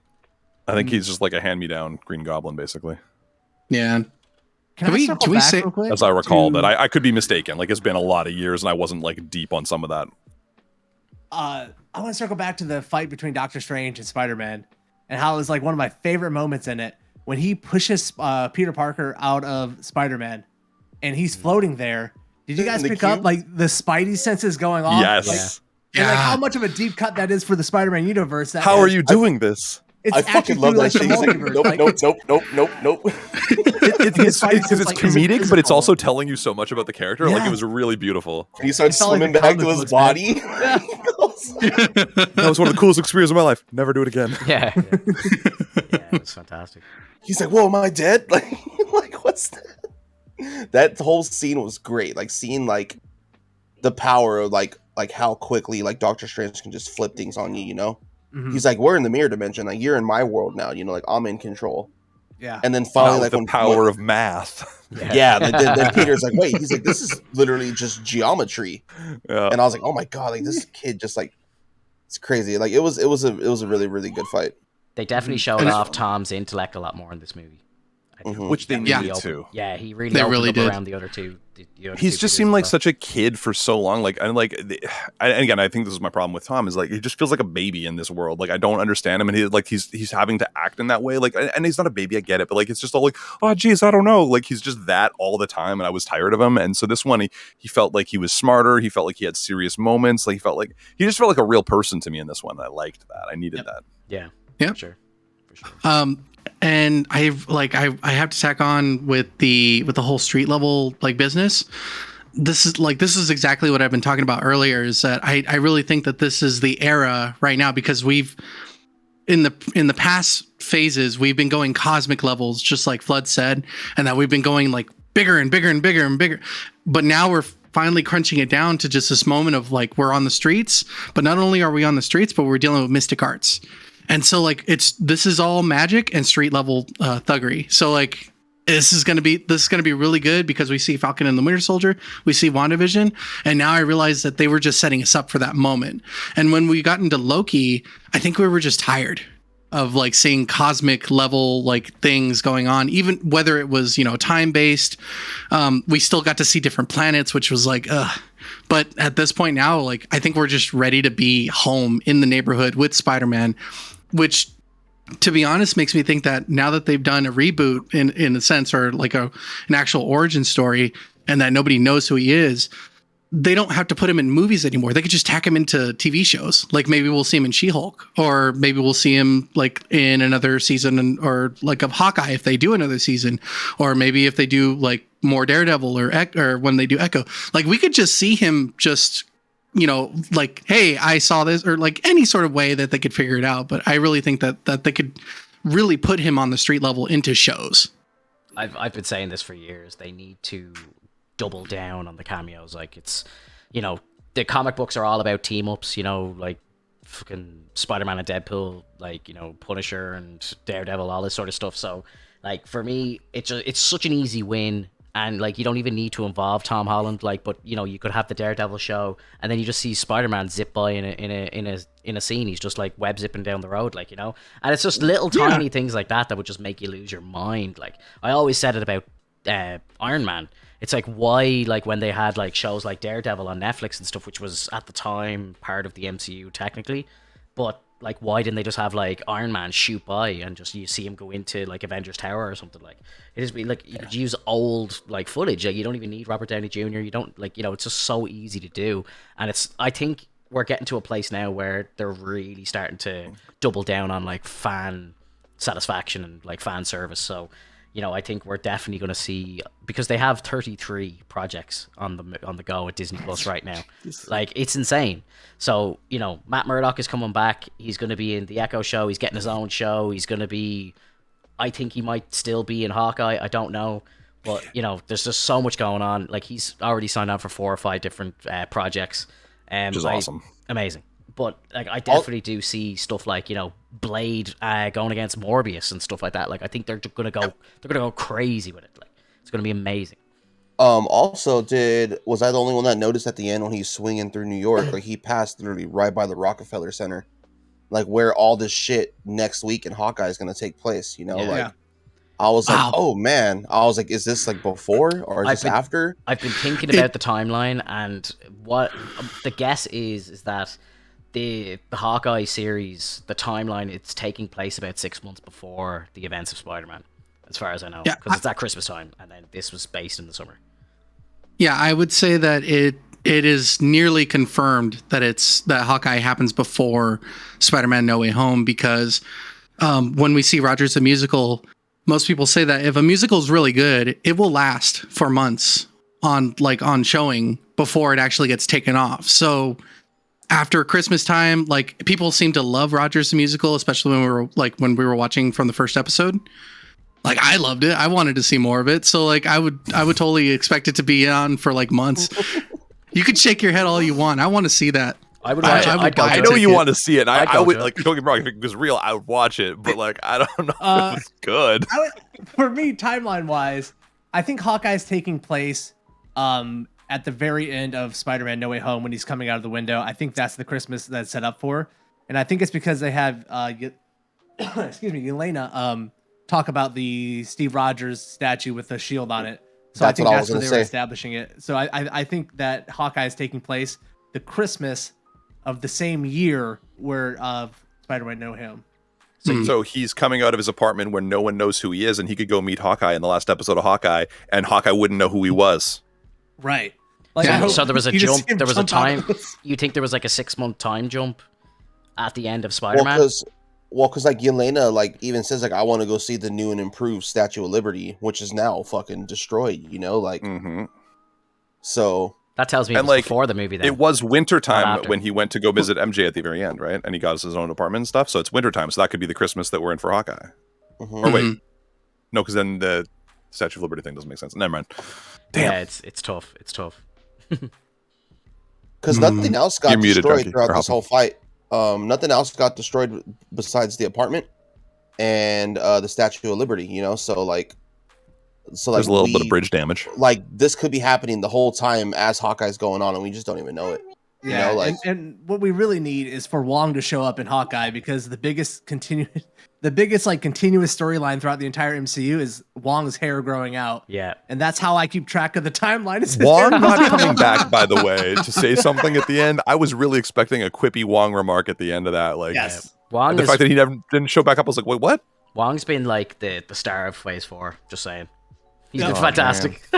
Like, we know Shang-Chi took place before No Way Home because Wong's hair was shorter. I'm telling you, that's how you can tell. Did you see in the Strange trailer, though, his hair was short again? Did you notice that? Wong's hair was shorter again? Ooh, well, we'll see what happens, because if they ruin this for me, I'm going to be really mad. Did you notice they changed the dialogue between the two of them in the first trailer? I noticed that, like, I was like, why did they change that? Like, because you know where, like, Wong was like, don't perform that spell, and then he winks at Peter, like, but they completely changed that scene in the final. Yeah. Well, they really in the trailer, as you said earlier, like for me, it felt like it was going to be a buddy movie with Doctor Strange and Spider-Man. That's what the trailer kind of showed to me, and it was not that at all, obviously. So I'm glad of that, because I think they sold us something that was still fun and we'd all be interested in, but gave us something that was 1,000 times better. Yeah. So I'm hyped on that. I'm really excited about more villains, man. This just made me miss Doc Ock. This made me miss the Lizard. This made me miss the Green Goblin. Like, this made me miss those like Spider-Man villains, because he's got the best rogues gallery, and I just want to see Spider-Man fight those guys. I want to see a new Doc Ock, or I want to see, maybe now with the Daredevil tie-in, I want to see Kingpin. Spider-Man fought Kingpin all the time. Exactly. Give me some Kingpin. Give me some Daredevil with Spider-Man fighting Kingpin. Give me some like Punisher with Daredevil and Spider-Man. That's now you're talking Marvel, man. That's what Spider-Man does. This has to be where it's going. With everything, like now you're talking about my Marvel. None of this Thanos baloney. I'm done with it. I think they're going to be put Hulk on his planet. I'm done. They're going to be splitting. They're going to be splitting it into, like, you know, a galactic, like a space phase, and, you know, the street level. Like, you know, there's going to be so much going on that you could probably just watch all the street level stuff if that's what you really wanted, because there's going to be so much content there. And then it's like, if you want to go into space for Captain Marvel and all that stuff, you can do that, but I just don't. I think they're going to proper divide and go their own directions now, which is what the comics have typically done. Like, there's crossover for sure, but like street level, galactic is galactic, mystic is mystic. They usually kind of have like sections that are kind of, they intermingle, but they're quadrants almost or something. They're like spaces that kind of these characters are classified as, you know. Did you guys hear that Rhino's getting his own show, and so is Sandman? I did not hear that, and that seems peculiar to me. It just really depends on how they do Rhino. Like, if they do Ultimate Rhino, that'd be kind of weird. I really think they should just do Classic Rhino and give him the suit. But why does Rhino get a show? Why? Yeah, why does Rhino get a show? Like, that's so weird. Yeah, this is. I don't like it at all. I think it's just going to fit into the plans that they have of a full-blown Spider-Verse over at Sony. You know, there's rumors they're bringing in. They're doing like Madam Web and everything.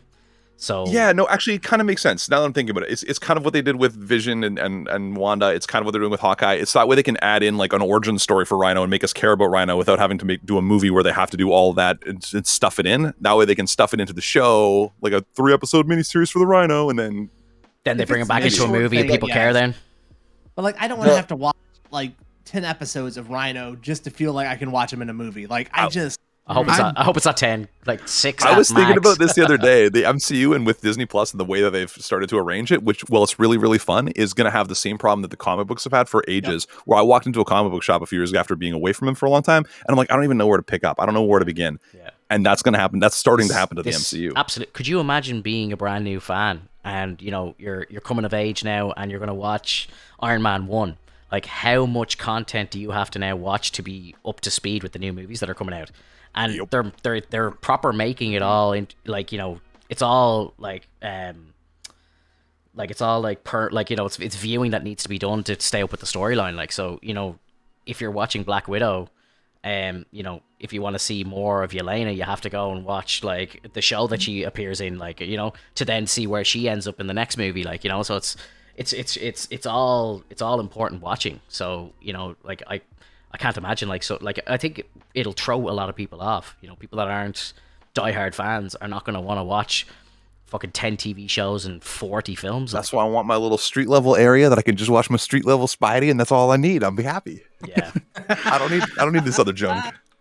Like, I can't wait for us to get into vampires. Like, because we're seeing street level stuff.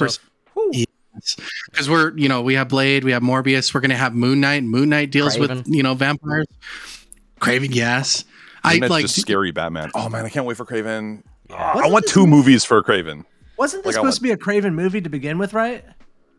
This film? Wasn't that the rumor? Yeah, this film. Like, because there's a huge Kraven storyline where Peter Parker's revealed as Spider-Man and Kraven hunts him. Yeah, true. Yeah, true. And so I remember when they first did this, which, first off, side note, the way this movie picks right up where the other one left off is going to be so fun to rewatch. Yeah. But I thought that was like the big thing on the internet, is that it was going to be a Kraven movie because of the way they ended the last one, Far From Home. That's a Kraven setup. Mm-hmm. And then, I want Kraven to be taken, like, I want it to be, either it's got to be a 4-hour movie or I want it to be 2 movies. I want it to be big, and I want it to be the Kraven's Last Hunt ending. I want it. Yeah. I'm in. But they got to treat that one with respect, and they got to do it right, or I'll be sad. Because Kraven's Last Hunt is unbelievable. So here's a question. That's top tier comic books, baby. Here's a question as well. So this Morbius movie, right, has Vulture in it.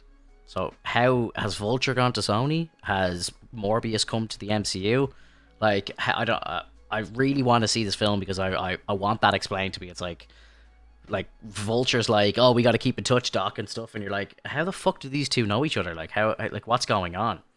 Yeah, is he a variant? Like the whole, because all these villains in this one felt like variants, even from the movies we watched. Doc Ock wasn't dressed like that the last time we saw him. Like, he's in a turtleneck now, like in a black turtleneck. Like, what?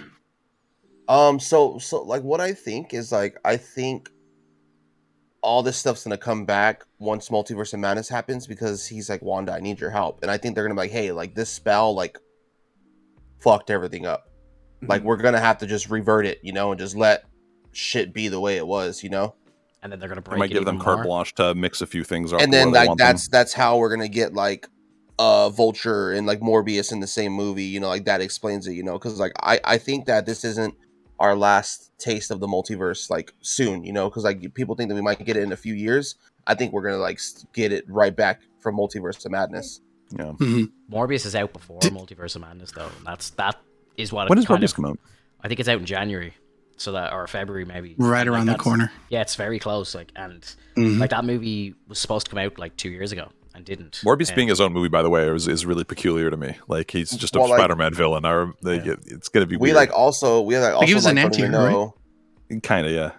We also don't even know, like, what if he's like, what if Vulture in this movie just like fucking gets all shiny bright light and just disappears like everyone else did, Yeah, because he was one of the people who knew that Peter Parker was Spider-Man.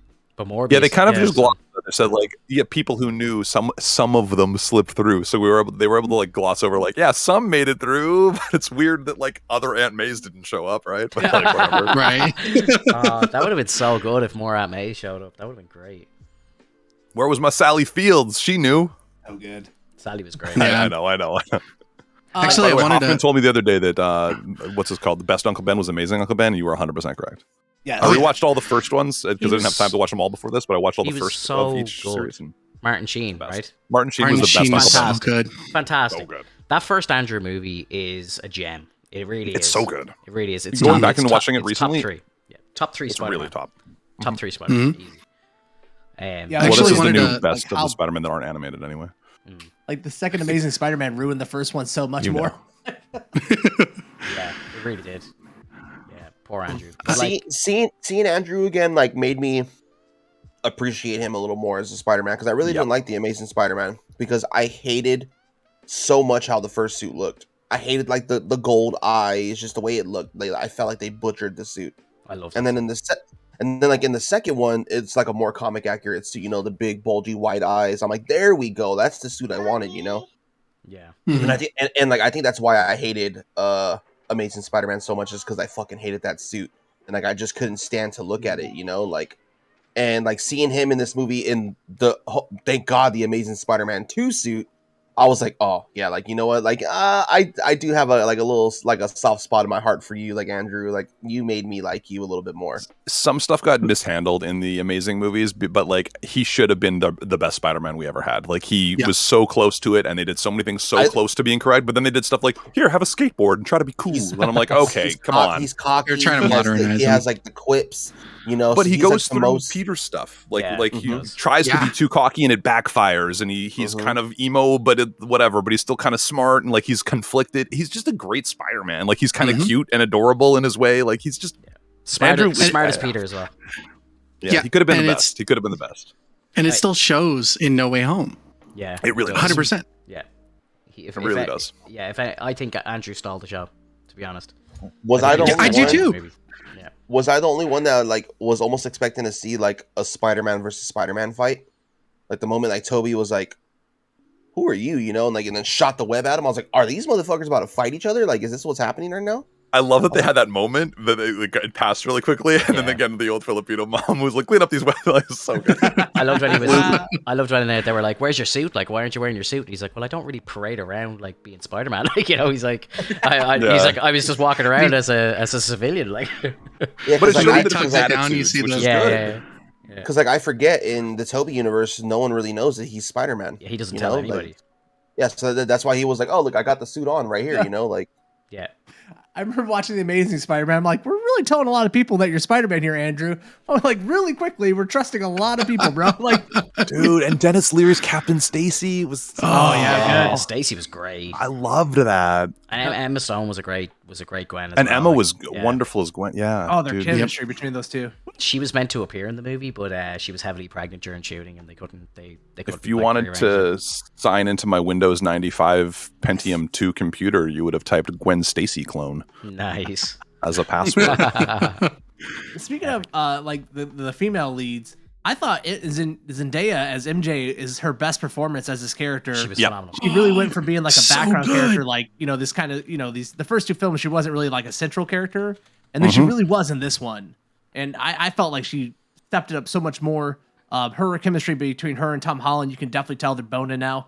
Like they're very comfortable with each other. That kiss at the end felt real. Yeah. All of the acting was next level compared to every other of the Tom Holland Spider-Mans. Like Tom Holland was better, she was better, Ned was better. Like literally everyone, I feel like, was able to step it up, and it's what made me like this more. I think it's because they actually had parts where they got to flex and not just, oh yeah, be a kid who's doing stuff. Like that, because they were all just like, I'm a kid, I'm doing stuff, and I'm but I have sassy liners, and I'm this one. Like they were all like caricatures of kids with a type. And now this one, they actually were people doing things that were important. They're grown up. And being able to act. And I loved it. Yeah. Aren't Tom Holland and Zendaya like dating in real life? Yeah, they are. Yeah. Mm-hmm. So you can tell, like how Drunky mentioned, like you can see how the relationship's more stronger, you know, like for sure. Because at first they were just like co-stars, you know, like, hey, like you're like my movie girlfriend. Yeah, that probably helped. Yeah. And so I hated her in the first two movies. Like I honestly didn't like her either, you know. And when she's like, oh yeah, you can just call me MJ. I'm like, oh no, like no, like that's this is our Mary Jane. No, no way. I was so upset by that.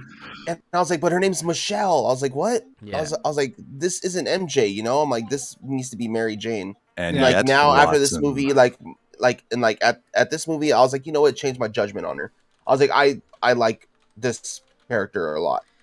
Yeah, the reason why I liked her in this one was because she wasn't the kind of too cool for school, fucking, edgy teenage girl who, like, was big into protests and all this stuff. Like, she always had a point to make, I think, like, in every scene she was in the first two movies, and now it was like she's just being a character, like, she's there to help, she's part of the team, like, and I think like, if you look at it all as an ensemble, it kind of makes sense. Like, she was a kid who was like trying to figure out who she was. She's the protester, anti-social, whatever, that's who and that's how, like, a lot of people go through life in, teenage years and stuff in high school and trying to figure out their baloney, and it's kind of silly and a caricature like, because you're just trying to figure it out. And now she's kind of becoming a real human because she's got some real experiences, and she got to become a better actress over time too, I think. And she killed it. I don't know. I was so happy with it.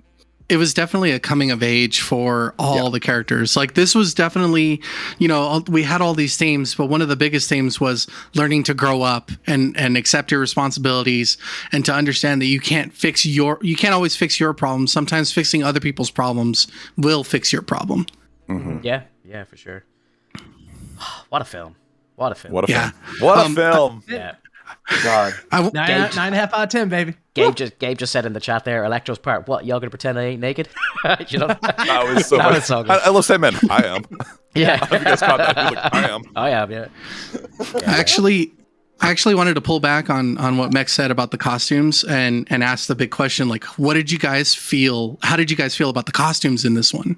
For the villains, or for his? Like, for No Way Home. But just for everyone's costume, like how everyone introduced themselves.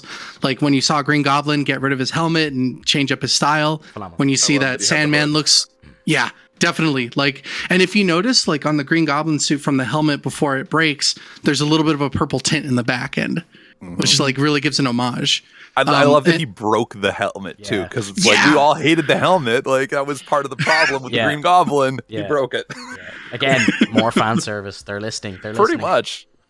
Yeah, phenomenal. But they still have the moment where it's hanging there looking at him like it's going to talk to him and doing the thing that he did for the first one. Like, it all worked together, so it fixed the other movies. I know, bro. I loved it's magic that they made Green Goblin like the main bad guy in this movie, Because like going back to the whole apartment scene where like we see that Peter's spider senses are like getting stronger, and he was like, whoa, like someone's like something's not right, Yeah. And then like the moment he like webbed like fucking Goblin's hand, and like you just see him like flip like that. I was like, oh my god, I was like, here we go. Like, what's happening? I was like, and you can see it in everyone else too, like May's reaction to him, completely like, oh shit, I was wrong, and like Ock is like, oh no, it's happening, and like everyone's getting like it. the first time she talked to him, she's like, this dude's not there, like he's not there. Yeah, I know, but she wanted to help him. Yeah. And then he flips the evil switch, and it's like, oh shit, what have I brought into this house? Like, you could see that May had that feeling of like, oh no. And I love that, like, because he's so evil so quick. Like, Dafoe is so good for that. Like, I know he was a little silly in one, but I think that's a lot of the direction in what he was going for, and I love it. I think a lot of people forgot how strong Green Goblin is. Like, he's a superhuman. So good. 800x so like he was just powers. I think Spider-Man around. I was like, oh my god, they're beating the shit out of each other. Like, this is crazy. Yeah. And that was one of the best fights ever. Like you saw wrestling moves in that one. Yeah. I was more impressed with his fighting at the very end though, where he's like punching the head off thing. Yeah. I turned to my girlfriend, I was like, holy shit, Tom Holland can box. I was like, this is incredible. Like, he was proper beating the shit out of him. I was like, that was webbing his feet, holding him down. I was like, oh my god, like this. It was amazing. And props to old man Dafoe getting in there and doing the best. Like, I mean, I know they do some clever cuts and stuff, but he was in there. He was doing some stuff. He said, he said the only reason why he wanted to join the film was if he could do his own stunts. I read that's what I was just about to say. Yeah, he said that was. He wanted to be part of the action. It's not. I don't think he did his own stunts per se, but he wanted to not like be. He wasn't just going to be cameo. He refused to just be. Oh yeah, it's just a close up shot and then it's the stunt double. Like, he wanted to actually be part of it. And I think that's why they removed the mask as well. That's why they removed the mask, so that it was more personal to Willem. Like, you saw a lot more of Willem then. And that's the crazy part. Like, did you guys feel the chills at the moment when they did a close up of Willem Dafoe's face as Green Goblin during the final fight scene, and he just looks at the screen, he's like, and I'm like, oh shit, he's such a fucking phenomenal actor. He's got a perfect face for that kind of like. He's such a good. The Defoe's so smile. Perfect for that, and it's such a great villain. And I just. I'm sad we never Love got to the see Goblin. we never got to see him as a Joker. I think he would have been a phenomenal Joker. Honestly, rewatching one, he feels like it feels like the Joker was based off of that Spider-Man. Honestly, Yeah. like the way he laughs and does his like maniacal self-laughing and stuff. It felt Matt like Reeves, the Jokers have Matt based it on that. Reeves needs to pick up that phone right now and be like, hey, like we're almost finishing production on Batman. You need to make a cameo as our Joker. Oh. Just do it. You know, like. Yeah, And not for crazy. nothing, but the de-aging technology that they did with Doc So Ock impressive. and Green Goblin, like really good this time. Like really a lot better than what's Top been going tier. on. Yeah. I was gonna say maybe that's related to when you mentioned the turtleneck on Doc Ock. I was like, I wonder if that's related to the de-aging thing. Like maybe he's got some lines on his neck, so if they just give him a turtleneck, you don't have to deal with that. You know what I mean? Like for real, that was my first thought when you said We're gonna that. save thousands by not having to CGI your neck. Can you just wear Swear a to turtleneck? God, maybe right? Why not? Yeah. Disney just hired this YouTuber who was like a professional deepfaker. Yeah. They hired him after The Mandalorian. He's working on Mando season 3. Because he redid the scene for Mando and made Luke look more like Luke and not like a CGI character. I saw that one, yeah. And you never know, like, what if Feige was like, hey man, like I need your help, you know, like I got a couple characters I gotta like do some stuff on. Can you help me? Because it like you guys said, it looked good. You know, like the most of the de-aging we saw in other movies just looked like straight shit. And like seeing this, I was like, whoa, like that looks like a young fucking Molina, you know, like that looks like a young like Defoe. Like, and it's fucking crazy. If our boy Kevin Feige hired him, he made the right choice.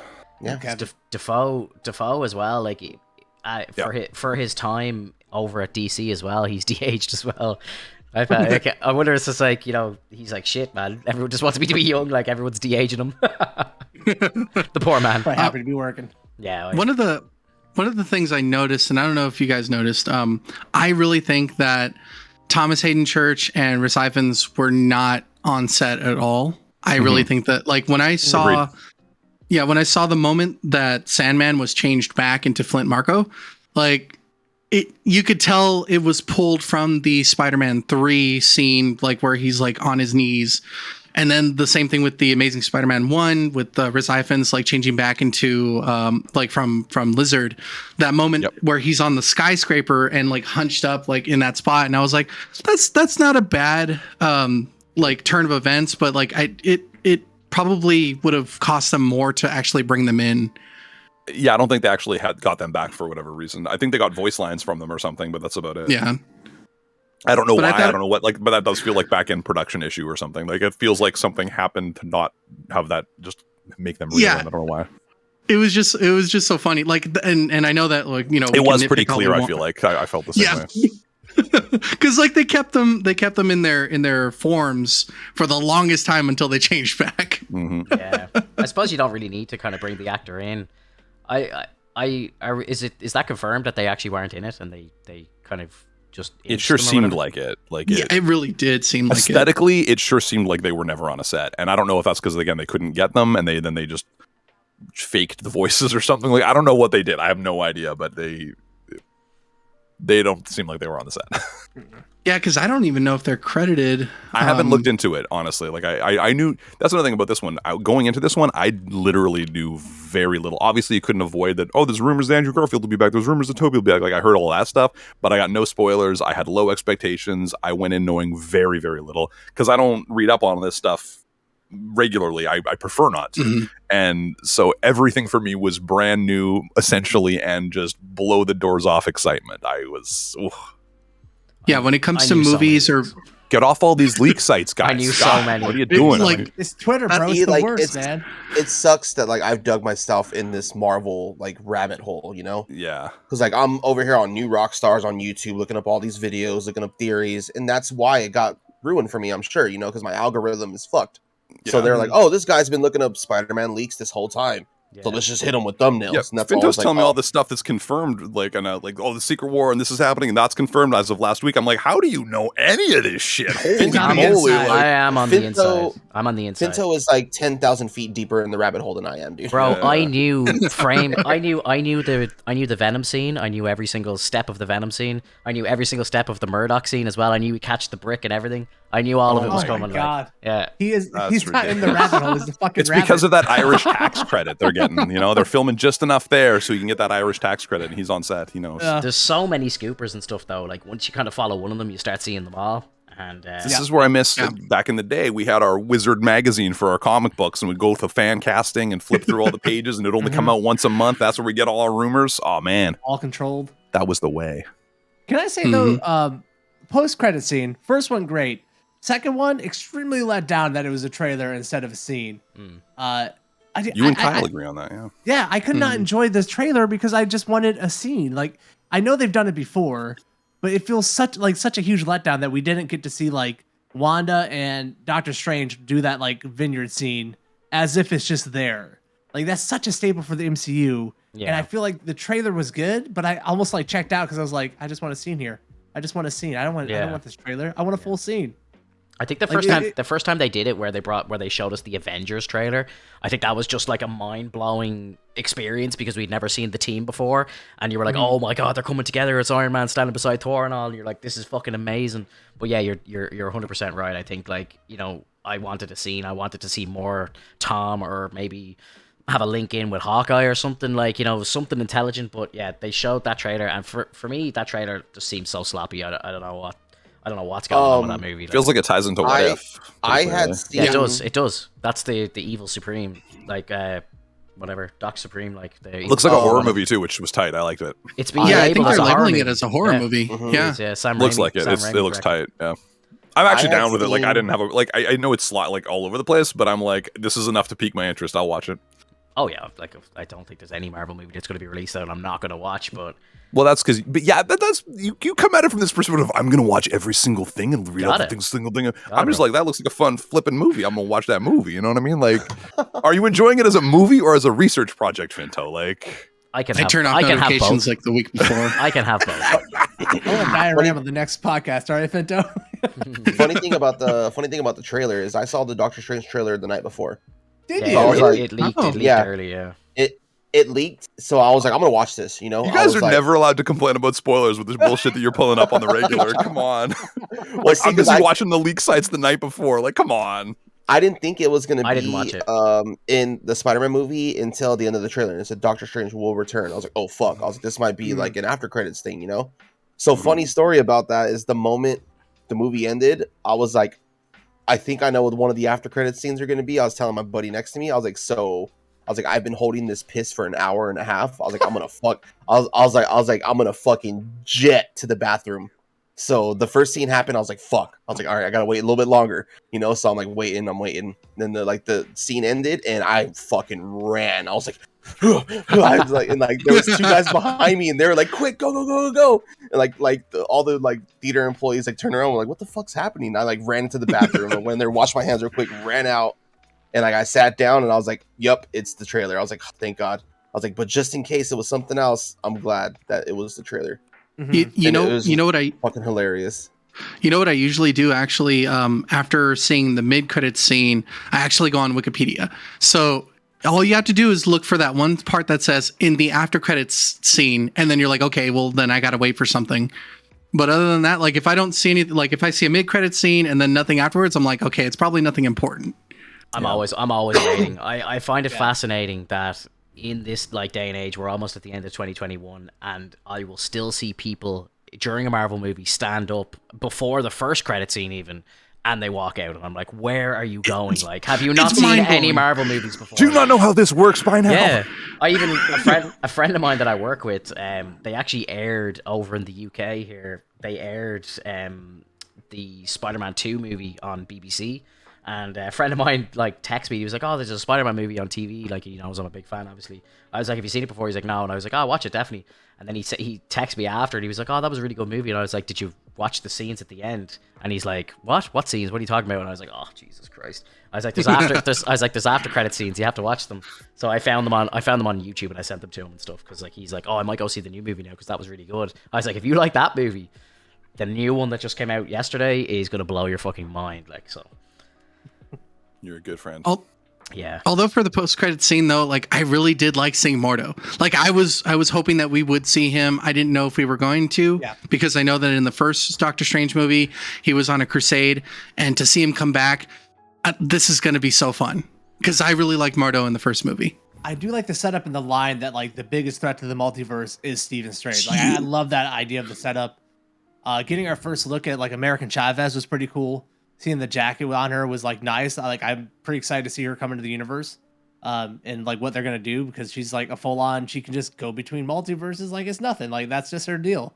She's part of that. And then them bringing up Wanda Vision in the trailer in the vineyard scene where Doctor Strange like, I'm not here about Westview. I was just like, he just gets down to business. Like I love that about him. Like but he was meant to be Westview, and they cut his. I was excited to see Shumagorath in the trailer. Oh yeah. I was like, oh yes. And I hope it's actually him and not just some random monster that looks like him. I think it's him. Thank goodness. It sure looked like it. Like it looked correct. Yeah, you're spot on. So we know it's an evil Doctor Strange looking dude. What do you think the odds are that it's the What If Doctor Strange? I believe it is. I think that's. It looks I exactly think it's like. I think it's like a 95% chance that it's going to be him. Yeah, that's what I think. That's what they're doing. They're trying to link everything together. Yeah. It would make sense though with him getting as powerful as he did and multiverse hopping and stuff that he would end up in the 616 at some point. Like, so that makes perfect sense to me. Yeah, I think the whole thing with America Chavez as well is that like Wanda's going to try to steal her power so that she can start multiverse hopping to find her kids, and maybe that's how something happens with a Spider-Man or something. Because like I wouldn't be surprised if we get Toby in Doctor Strange 2, just due to the fact that it's a Sam Raimi movie. It would make a lot of sense. And maybe they start bouncing around with the Spider-Verses, and maybe that's how they drop Tom Holland into Sony. I'm just really excited to see who Bruce Campbell's going to play in it. Oh my god, is he in the movie? Is he actually in it? Well, Sam Raimi, so I assume so. He better be. Yeah, I just assume so. It's Sam Raimi movie. Yeah. What would you think in the end of Multiverse of Madness if they do like a House of M storyline or whatever, but instead of like no more mutants, she's like no more heroes. Or if if they flip it and she brings in the mutants instead of saying no more mutants, she brings them in. And that's how they introduce the mutants. I think that might be what's going to happen. I don't know how they're going to introduce the mutants. I almost wish it's just a completely separate universe than the MCU and just give us X-Men done by Marvel. Like, just give me that. I'll be happy. No. Because I don't know how they introduce them at this point. Like, there's so many good storylines that happen because they took place like in the like 60s and stuff, and like Magneto being from the concentration camp, and like how do you do that when this thing's set in like 2028? I think the MCU's in right now. Yeah, and I know we have to see all the iconic characters, but like I would love to see more of the origins of the Brotherhood. Like I would love to see that kind of being pushed out, but I know that most of the fans want to see at least the origins of the X-Men, or at least Charles like amassing everyone together like he did in the previous movies. Yep. There's so much. God, I want X-Men. I like the ways the Flood down here loves Spider-Man. Like I want the X-Men, like his own verse, much more. Like and Zebra, Alex is all about his Spidey too, and Max and all his Spidey. And Finto, he doesn't dress up for it, but I have the Iron Spider helmet. There's a lot of Spidey love in here. I love Spidey, but I'm more of a Hulk person. If you could see up there, I don't know if you could see it that well. There's a there it is. I always believe that the Hulk doesn't really work in the movies because the best part of the Hulk is the inner dialogue, and I feel like that doesn't translate well to the movies. Like I feel like the inner struggle of Hulk is what makes Hulk great as a comic book character, and it's hard to translate that to movies. But one of the biggest things I love about Hulk and Spider-Man together is the fact that they're both dealing with similar kind of situations. Like no matter what Hulk does, he always seems to cause trouble. Even though he's trying to fix things. And same thing with Spider-Man. So like, but and kind of a dual identity of like intelligent, like reserved person versus like action side too. Which anyway. Yeah, but like we don't usually see Spider-Man being like, I'm gonna fucking kill him, as opposed to Hulk, who's like, come outside in 24 hours. If you're not here, I destroy this whole planet. Well, gentlemen, that is it for me. I gotta go get ready for work. Take it easy, brother. Max, I'm glad it was a I'm pleasure. glad I was able to hang out with you guys today. I was like, this is my chance. I was like, I gotta make it work. I was like, it's fucking Spider-Man. I was like, I can't miss this. That's how I felt. Because Spider-Man, I'm so excited. I was like, I felt like it would be a disappointment for me to not make an appearance on tonight's podcast just because me being a huge Spider-Man fan. I was like, it just feels right, you know? Yeah, that's correct. Sure. Look at that shirt. Come on. And I'm glad we were able to all see the movie at the same time. I'm glad we are able to all talk about it today because it was fucking killing me. And now I get to go to work and talk to my coworkers about it because we all saw it together last night too. Awesome. I love you all. I'll see you guys later. You guys have a good one, okay? Later, Max. Take care, Max. Have a great Bye, night, guys. Maybe that should be a good jumping off point. I don't know if you guys are headed off to do like only for the Hawkeye Hawkeye things because I've only seen 2 episodes so far, so I'm a little real quick. What do you think about the first 2 episodes? Yeah, talk to us about the first 2 episodes. So far they're perfectly acceptable. It's That's perfectly the acceptable Canadian diss television. I've ever heard. Do you It's not? perfectly acceptable. Eh? It's perfectly acceptable television. It is worth watching, I suppose, but it is also not worth watching. It is a solid 50%. Like Are you impressed? take it or leave it. Are you impressed by Kate Bishop? Like, did you like the origin story, the intro, and everything? Because that was one of the She things seems that we fine. loved. Like, She seems fine. I like her. I'm not sold yet. I'm not sold on the whole thing yet. It seems fine. I so far it's all about a costume and making fun of LARPers, and I don't know. Like, Does it feel weird that you're 2 episodes into Hawkeye and you haven't seen him shoot his bow once? a little, and also like. I like Jeremy Renner's great and everything, but he's very old to be a superhero now. Like, I just want he looks old to me. Like, he looks aged. Jeremy Renner's Like, and I know he's a man who's been through some shit. Yeah, you he's know? had a few tough years in real life. Yeah, and Don't get me wrong. Like, I'm not trying to shit on Jeremy Renner, but it's just like as like young action star, like that's kind of what you vibe with Hawkeye. Though you get the sense that these are kids who grew up watching this musical and shit. So like it's been a while, but. I don't know, man. Like, and that doesn't mean he's bad. Like, he can still kick some ass. I'm just not. The whole thing hasn't gelled into something that I care about yet. The next three episodes are a big step up, like from what you've seen in the first 2. That's for sure. Okay. Yeah. Her origin story, like, I guess she like the event obviously, and then seeing Hawkeye, which is cool. That's why she's the favorite, and then. Her learning bows, it's fine. Like it's all fine, but it just hasn't turned into anything for me yet. Like I'm just like, this is just stuff that's happening. All right, whatever. So Flood, are you saying that you want to be on the ground, but you want to be like maybe on the building level so that you're where Spider-Man's at? Maybe that's it. Well, it's not like, so the problem is the shows have a tendency to do what most shows do because it's a budgetary thing, and it becomes more soap opera-y. It's lots of close indoor shots, hanging out, conversation, dialogue stuff. That's what happens to most TV shows, and that's the problem with most series. So that's why I want like it to be a Game of Thrones level where you get wide, expansive budget shots, like big money shots. That's what I want for Spider-Man on a ground level Spidey, because I still want to see him swinging through streets more often than having like emotional dialogue with a camera like this close to his face. And that's where I'm getting out of a lot of the MCU shows is they have their moments where they clearly spent their budget, but a lot of it is soap opera, and I don't. That's what I hated with Walking Dead too. Walking Dead was trash in the second season. They cut the budget and everything was just died. It's soap opera again. Yeah. Thank you. And I don't want to watch another soap opera. Like that's like I don't mind a soap opera type show. That's fine, but that's not what this should be. It's my problem with the DC ones. Actually, I don't watch a lot of those because they're just soap operas where every now and again you see the Flash running real fast. Like, and again, I haven't really watched them, so I know I'm not being fair to them. I'm sorry. No, you're right. You're right. You're right. So I just don't like that's what so far out of Hawkeye it hasn't proven to me that it's not that, I guess. Though there's been some pretty fun action and fighting choreography and stuff, so that's kind of cool. And she's smashing people with wine bottles and whatnot, and that was cool, I guess. And I don't know, we'll see. I'm giving it hope. I was like skeptical about Falcon Winter Soldier 2, and I ended up thinking that was pretty darn good, so not bad at all.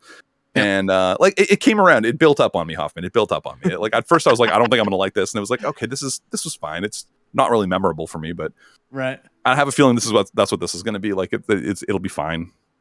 It'll be some hours that I spent that were okay. Yeah, that's why I think my whole problem with Disney Plus is it's felt like a whole lot of just okay plus. Like it's okay, it's fine. In Canada, it gives me the Hulu element too, so that's why I need it. Ooh, because it's Star. We don't have Hulu up here. Yeah, so it's part of Disney Plus. We get that as well. We get Star over here too. I mentioned Star to the guys, and they were like, "What the fuck are you talking about?" Yeah, dude, and I'm still getting screwed on Star too. I don't have all of Always Sunny. I only have the first 8 seasons. It's baloney. Oh, just the first. Oh thing. man. Well, there's 15. I want the rest. Okay. Yeah, that's almost half. Never mind. Yeah, like I'm kind of annoyed.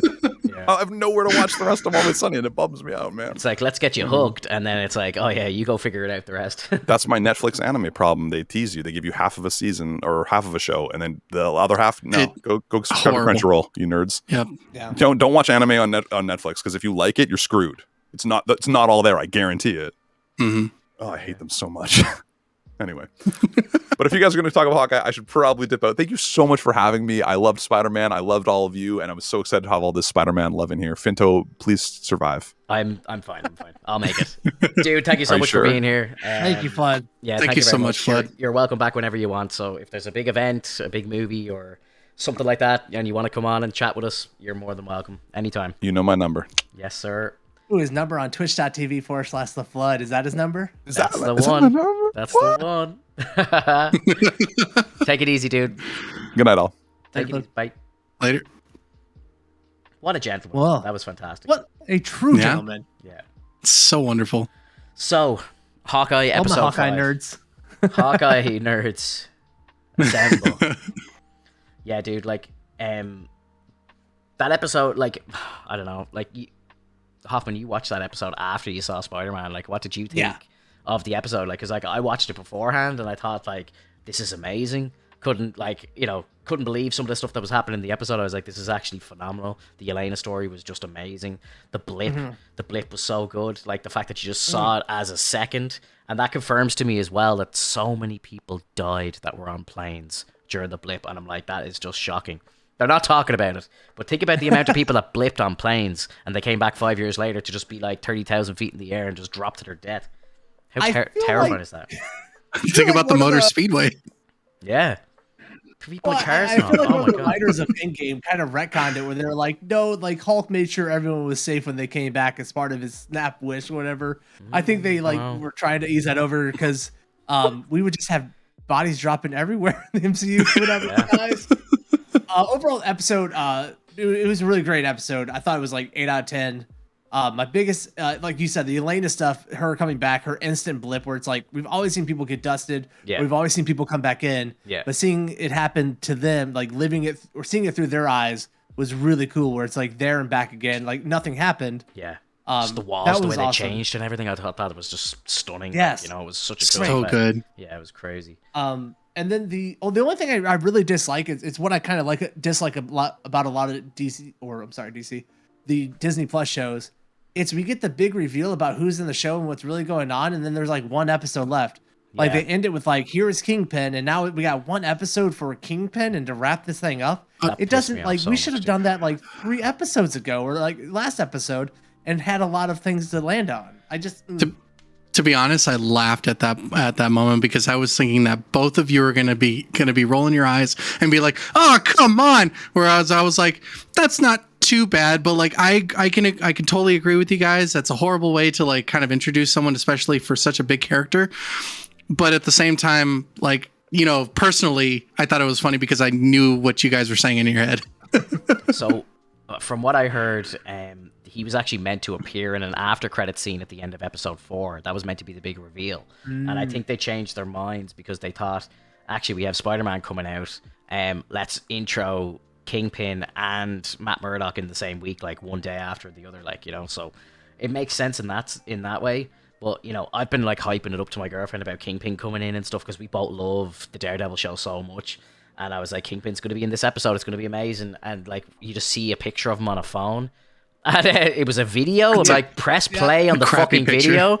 Like, it was a video. I'm like, press play, please. Like, can we fucking see anything that isn't just a picture of him? I was like, this is fucking bullshit. And like, we have one episode left. And if you think about it as well, go back to the very first trailer that we saw. All the footage that so much footage from those trailers still haven't happened. I know this is a gripe of Kyle's. He always says, like, they're doing all this shit now where they're showing us stuff from the final episode in trailers, like announcement trailers. And, like, there's so many scenes in that show, in the original trailer that we still haven't seen. And there's only fucking one episode left. Like, and they don't even they don't even like jack up the last episode to be like an hour.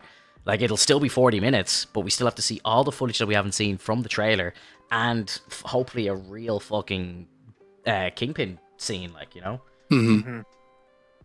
I mean, we saw that in Loki, like when we were seeing like the final trailers leading up to the final episode, and there were quite a few scenes that we didn't see at all. Like it turns out that they were probably just flashbacks in order to like very emphasize like that point, those points in the show itself, but it didn't work. It really doesn't. Like I think from our standpoint as fans, like we expect more, but for the general population, it's just easy to munch on. It's like a piece of candy. It's just something for people to keep like wanting to come more to, rather than just like a good piece of cake that we all want. Yeah, and I always think back, like, this is what, a 6-episode series. Like, what does this show look like if in the first 2 episodes we're dealing with Echo, right? And then we resolve Echo, and then in the next 2 episodes we move into dealing with the mom, right? And we're dealing with whatever's going on there. And in the final 2 episodes, like, Kingpin gets introduced, and then we're dealing with Kingpin. And we don't even have to beat Kingpin. We can leave it on a note where, like, Hawkeye doesn't really beat Kingpin. But it feels like there's so much story to be told inside of these shows, and the biggest letdown is they're not telling the stories. It's always, you know, who's the man behind the curtain. It's revealed, and then that's the end. It's so unsatisfying that I think they're really shortchanging us as an audience, where they could do this so much better. Like Finto said, like Fisk we've been waiting on to see if Wilson Fisk is going to be in this, and we don't even get an actual scene with him. They just tease a picture on a camera of him. Yeah. So that for me was the worst part about it. It's just like the pacing of this feels bad, and it feels like the story is suffering because they want the big reveals. Fact. Do you think that they're going to do the same type of introduction, as opposed to, like, say you didn't have the photo or the video, do you think we're going to have the same type of introduction as we saw in Loki with Jonathan Majors? Yeah, I think that's coming in the finale. Like, I think there will be an actual scene, or we might actually see that scene of the mother and Fisk talking. We might actually see that scene, but I hope it's more. I want more than that. I hope so too. I'd love to see Matt Murdock show up as well. Yeah, and if he shows up, like, we don't got time for Matt Murdock in this show, bro. Like, in one episode. I know, because I think they're gonna have to deal with Echo and Kingpin resolving that, and like they're gonna have to resolve that storyline with Hawkeye not being the person who killed her dad, and it was really Kingpin who wanted her dad dead. Yeah. But that was my negative. My favorite thing about this episode was the scene between Yelena and Kate Bishop in the apartment, which I thought was hilariously kind of misscored, because they're doing it from the Yelena's perspective, where like it's very fun, and she's like, "You want some mac and cheese?" and it's like bright music. Yeah. And if you think about it from Kate Bishop's point of view, she's terrified. It is terrifying. It's fucking terrifying. Dude. Yeah. Like here's this assassin killer who you can kill you.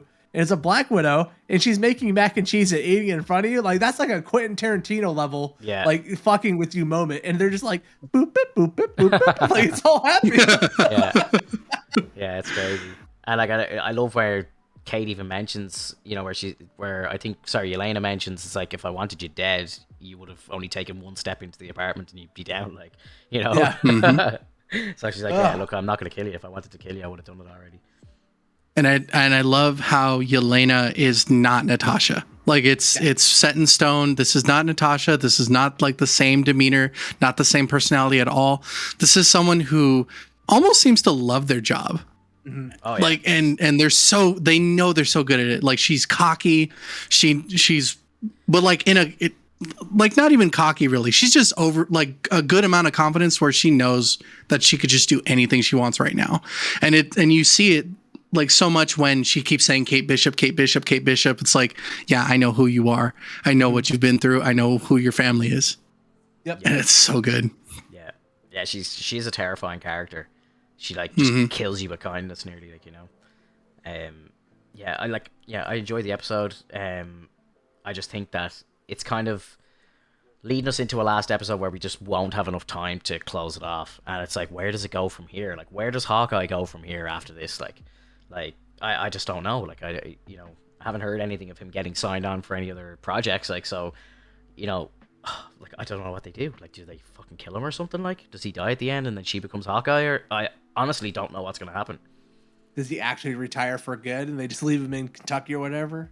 Yeah, like I don't know. I mean- And then the whole thing with Laura as well, like they're definitely leading her into Be a Mockingbird or something like that.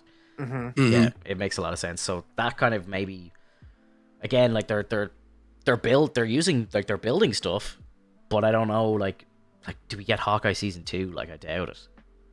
I don't think we do. I think we get a Kate Bishop show. But before I get into that, like, can I just say the Hawkeye and his wife's their relationship is one of my favorites I've seen on TV in a long time. Yeah. Where like the wife isn't a point of contention where she's like, you can't do this. You've worked so hard to get away from that. Where she's like, hey, I trust you. Yeah. You make the right. You trust your gut, and I'll support you. I'm just like, she's bad. Mhm. But I think Hawkeye's done after this. I really do. I don't think they can put him in anything. I think if anything, he can go take on a Samuel L. Jackson role where he's more of a behind the scenes, string puller, organizing people. But it's the Flood said it before he left. Like Jeremy Renner, he's just getting up there, man. Like, Yeah. it's not like he's an old guy, but he's an old superhero. He's old for that role. Yeah. In a way that I think Robert Downey Jr. was, but we put him inside of an Iron Man suit to kind of mask that a little bit, right? Like he wasn't looking young and spry anymore, but they made it work, and maybe they can find something for Hawkeye. But other than that, ugh. Yeah, this is definitely leading into just young heroes and villains dealing with even dealing with older villains too. But because I think that Echo is totally gonna take over I don't know if she's gonna take over the Ronin persona, but I know she's probably gonna take the suit and use the suit to infiltrate and try to take down Kingpin. Like that's my prediction, is that she's gonna go in there and she's gonna try to take him down because she's now going to try to dig deeper into what actually happened, figure out what the issue is, and then try to strike on Kingpin. So in her own show, you think she's going to be Ronin? Oh, that's a hard one. I really think that she should just be Echo in that show. Yeah. I think this is just going to be an homage to the comics as the finale, and then that's it. No more Ronin. I think she would probably grab the sword. She probably will wield the Ronin sword from here on out, and that kind of feels good enough to kind of merge her from the comic books being Ronin at one point and her just being Echo. But I'm very curious what they do with her as a show, because I don't. She's a great character, but I don't feel like I'm too compelled by her character. Like she's just kind of a villain, so I'd like to see a little bit more from her. Maybe they're just saving it for a show. I think what's going to happen is we're going to get a kind of taste of what her show's going to be, because she's going to find out, as we've been saying, she's going to find out that Kingpin killed her father, and then I think that story goes into her show, and Kingpin will be the main villain of her show. Matt Murdock's going to be in it. They're bringing Foggy in. They're bringing Karen Page in. It's going to basically be Daredevil season 4 is what they're saying. So I think that's really where it's going. It's going to be like the Echo show will be Daredevil season 4, and that excites me a lot. But at the same time, I'm hoping we get to see more Kingpin before then, because that show's probably not coming out till late 2022, if not 2023. I don't even know if there's an official release date for it yet. Can I just ask too, real quick? What's that girl's fucking leg made out of, bro? Was that vibranium? Like her thing tanked 3 Ronin shots with this katana. Yeah. What the hell, man? It's so crazy. It's Jesus. That's Ronin's. That's his vulnerability. Just get good prosthetics, and he can't cut through them, man. Jesus. It's nuts. I'm just googling here. They're saying the Echo show will be out sometime in 2023. So it's a long time away. That's a long time. Yeah. So that seems to be that maybe they're either going to let it marinate, or they're going to put her in a different show as maybe a cameo or some sort of additional introduction for something else, and to why she's part of a certain group or something, because we're like you guys have said, we're only getting snippets, we're getting little bits and pieces here and there, so it's we're not being set up for Echo yet, and that's probably why it's in 2023. Yeah, I'm tired of the teases. I want the meat and potatoes. Yeah. I'm tired of being teased. I think Marvel's going to be taking a break. It kind of feels because obviously now Doctor Strange is 6 months away, whereas it was going to be in February now. So it's I don't know if we have a lot of content, a lot of new content coming up. I think there's a proper gap coming, I think the Miss Marvel show, I think, is in June or something. I think that's in summertime. But yeah, well, I think think they need a break anyway. Like we're getting fed like way too quickly now. You know, we're reaching points where we see that the shows aren't like really reaching at, you know, good levels. Like, you know, like they're not going to be movie level, but they can get pretty close. But lately we've been seeing it kind of like dip, and it's not fair to the characters. And seeing Hawkeye shows that this was like something precious to them, apparently, because, you know, we're liking this, we're enjoying this as much as we can, but we're still getting little bits of things where we're like, why? Yeah. So you can definitely feel Kevin Feige's like thumbprint on this one. It definitely feels like he felt, I really believe, like behind the scenes, he saw like the first 3 shows, how that went. He's like, I got to come back in and kind of rein this in and kind of build structure for these shows. Yeah. Just to kind of show everyone else how this kind of should work and be, you know, kind of a blueprint for the rest of the people doing Disney Plus shows. I don't understand how they can get something like Netflix can do, like Daredevil and The Punisher, and make those shows slap so hard. Like, you know, every episode you're watching, you're like, oh my god, put the next one on, I need to see it now. And there's like just so many kind of like sit up in your seat moments and just crazy shit happening. And it's like the Disney Plus shows just aren't hitting like that, and I don't really know why. Like, I think they should. You know, like you've got like these movie characters that we all love and have spent the last fucking 15 years watching.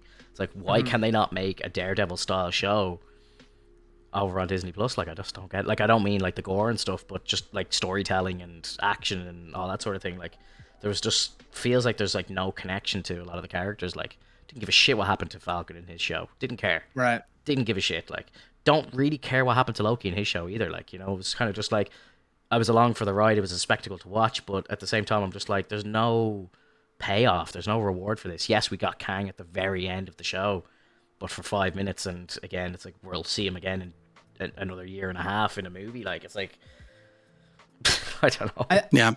I think that really comes back to kind of the man behind the curtain problem I think they have, where in Daredevil, like, we saw who the villain was, and like they had the story with the villain. Like, you know, the Punisher was kind of the villain of season 2, right? And we got a lot of scenes going with the Punisher, and eventually they turned around where they worked together. And then we had the Kingpin season, and, you know, they teased Kingpin, but then when he showed up, it's like we had a proper story with Kingpin where we got to see a lot of scenes with just Kingpin and his people. Like, what Hawkeye, I think, is missing are scenes like with Kate Bishop's mom. Like, we should have had scenes with her doing a lot more nefarious stuff behind the scenes and her trying to hide it from Kate, and that being a compelling storyline that we are following that Kate knows nothing about, but we as viewers know that. This, like, the MCU shows are missing that, where it's like we know all the information that the characters know, and they need to be showing us storylines where we know something that the characters on screen don't. Yeah. And that's the villain side of it. Yeah. Yep. For sure. And the stingers behind it are not there. Like, we're already deducing like ahead of time what's going on. Like, I'm pretty sure most of us already knew that Eleanor was up to no good. Of course. Straight away. Yeah. And so like this reveal meant nothing other than, oh cool, there's Kingpin. Yeah. I was so upset about that. Like, Kingpin's intro in the Daredevil show is one of the best like kind of villain origin stories ever told. Like, it's just, you relate to him so much on every level, and you just like, okay, I could see why this guy is the way he is. Like, I understand. And if I was put in the same situation, I'd probably be the exact same, you know? You could proper just relate to him as a character. And there's just none of that in the MCU, really, with villains. Like, it's kind of crazy. When I was a boy. Yeah. Did you see him tweeting that? Movies. That was so cool. That was so cool. The best MCU movies have always been the ones that have good villains. Like the first Iron Man movie, you have Jeff Bridges. You have a character or a villain who, like, you kind of get. You get where he's coming from. Yeah. And they have a lot of scenes with them, and like that's what they need. Like, every good MCU movie has had a good villain. And even this Spider-Man movie, it's like we get 6 villains or 5 villains, and that we're with them like a long time. So good. Yeah. Mm-hmm. What they need. 100%. And I think the idea, like, when it came to Falcon and the Winter Soldier, I agree with Finto. I didn't care about Falcon. I didn't care about what was going on. I cared about Sam. I really cared about Sam and what he was going through, and the mantle that he was about to put on himself, and for the fact that he had to deal with, like, he had to talk with Isaiah Bradley, and learn what it means to like don that suit and whatnot. I thought that was really interesting. But other than that, like him as the Falcon, it didn't really own up. They didn't do anything with Bucky as well. Like Bucky had like prime time there to tell a good story, and they just did nothing with Bucky. Like, he's still got the PTSD and stuff, and clearly still suffering. Like, and it's like they just didn't do anything with it. I love the Isaiah Bradley stuff. I thought that was fantastic. Like that was a story that needed to be told, but again, it's just kind of you're along for the ride. Like it was just kind of like, yeah, whatever. I haven't thought about that Isaiah Bradley thing in months. Like until you just said it there, like I forgot about it. Yeah. That's the only iconic thing that I remember, to be honest. Yeah, that was powerful stuff. Like it really was. So yeah, I don't know. Like this last episode, like going into this last episode, I don't know what to expect. I think it might be a bit of a letdown, to be honest, just because the amount of stuff that we have yet to be seen. There's so much footage. Like if you think back to that first trailer, there's all the shit with them around Rockefeller going out the windows. They're wearing the suits and stuff. Like we haven't seen any of that yet. There's a bunch of other stuff like from that trailer that we just haven't even seen yet. So those scenes are going to be 10-15 minutes long. How do they squeeze Kingpin in? How do they close up the mother story? How do they close up Echo or do something with Echo? There's like a lot that needs to be kind of closed off before the end of that 45 minutes or whatever it's going to be. And like maybe Yelena isn't still in the episode again. Like she might still be hanging around as well. So I can't imagine that she's gonna just drop that news and then just be like, oh yeah, see you later. Good luck, like So I wouldn't be surprised if we have like 1 or 2 Yelena scenes as well. Like so, there's just a lot going on in 45 minutes, and I'm very scared how it's all gonna come to an end. So I pray I'm wrong. I hope it's a very strong finish, but I don't know. Yeah, because I feel like all the episodes individually have been like really good episodes, but as a season, it feels a bit of like a letdown, right? Like I like each episode a lot, but then when I think about the structure of the whole thing, it's just like kind of like we're not really doing much. I pray it has a really big end and just has some like importance to the MCU, because I'd love to go back. It'd be something that I would love to make a kind of Christmas tradition and watch every year at Christmas. Like I think it'd be fun, like because the first couple of the first half of the season, you really get the Christmas vibes and stuff like that. Like, and I think it would be good. Like, but I just hope it doesn't end poorly, and then I just don't want to go back to it. Yeah, I mean, I really enjoy though the acting of Echo. Especially during that scene when they were having the fight, and then the big reveal of I was tipped off by your boss, and even when it was like a big reveal, like Jeremy Renner, like Hawkeye, he's like, yeah, it was him. Yeah, and I thought that was really silly, but like it was a really strong moment, especially for the fact that she was talking to, I forgot his name, but she's like, why weren't you there at the meeting? Yeah. Kazi? Yeah. Kazi? Yeah, and like he just looks so fucking guilty, like worst lawyer in the world. Like it's like you were clearly involved in that, dude. Like it's so obvious. Just throws his hands up. Yeah. Well, I don't know. What are you talking about? I don't remember that. I got 3 follows while we were talking about Spider-Man. Aunt May dead, No Way Home. Aunt May dies, NWH. Like Aunt May dies in No Way Home. Like, people are creating bot accounts and going around following people. It's like, we're clearly talking about the movie. We've seen it. Like, what are you doing? That's so stupid. It's funny because, like, you put the spoilers at the very beginning of the show, so it's not like the people in here aren't ready for it. It's the start of the title is all capital letters. Spoiler alert! ! So we've clearly seen the film. But hey, thanks for the follows, guys. Yeah, like, I don't know, do you have any predictions for what you think might happen at the end of the show or in the last episode? Or what do you want to see? I feel like Kingpin is going to give Hawkeye a career-ending injury. I don't think he's going to kill him, but I think he's really going to injure him in a way like kind of like the back crack. Yeah, like the back crack that he gives to Daredevil, something like that. Takes the arrows. Doesn't Hawkeye go blind at some point in one of the storylines? Doesn't he go blind as well? Not that I know of. I know he becomes truly deaf because of Kazi. Okay.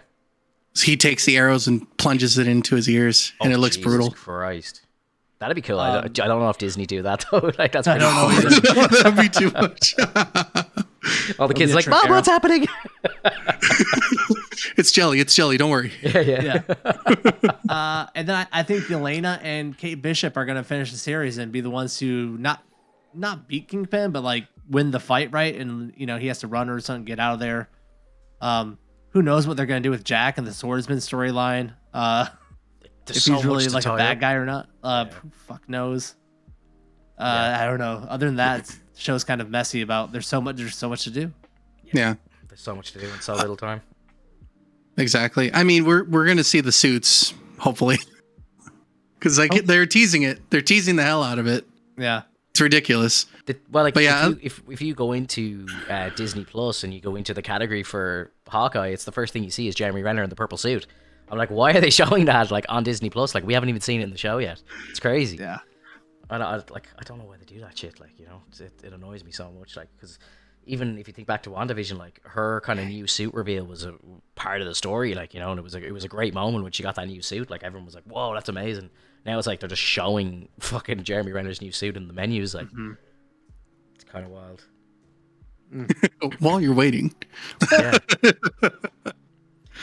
Yeah. Other than that, I just think the Echo thing with her being in the Ronin suit to infiltrate is going to happen. Maybe we'll get a final fight scene with between the swordsman and Hawkeye, because they're both very skilled swordsmen.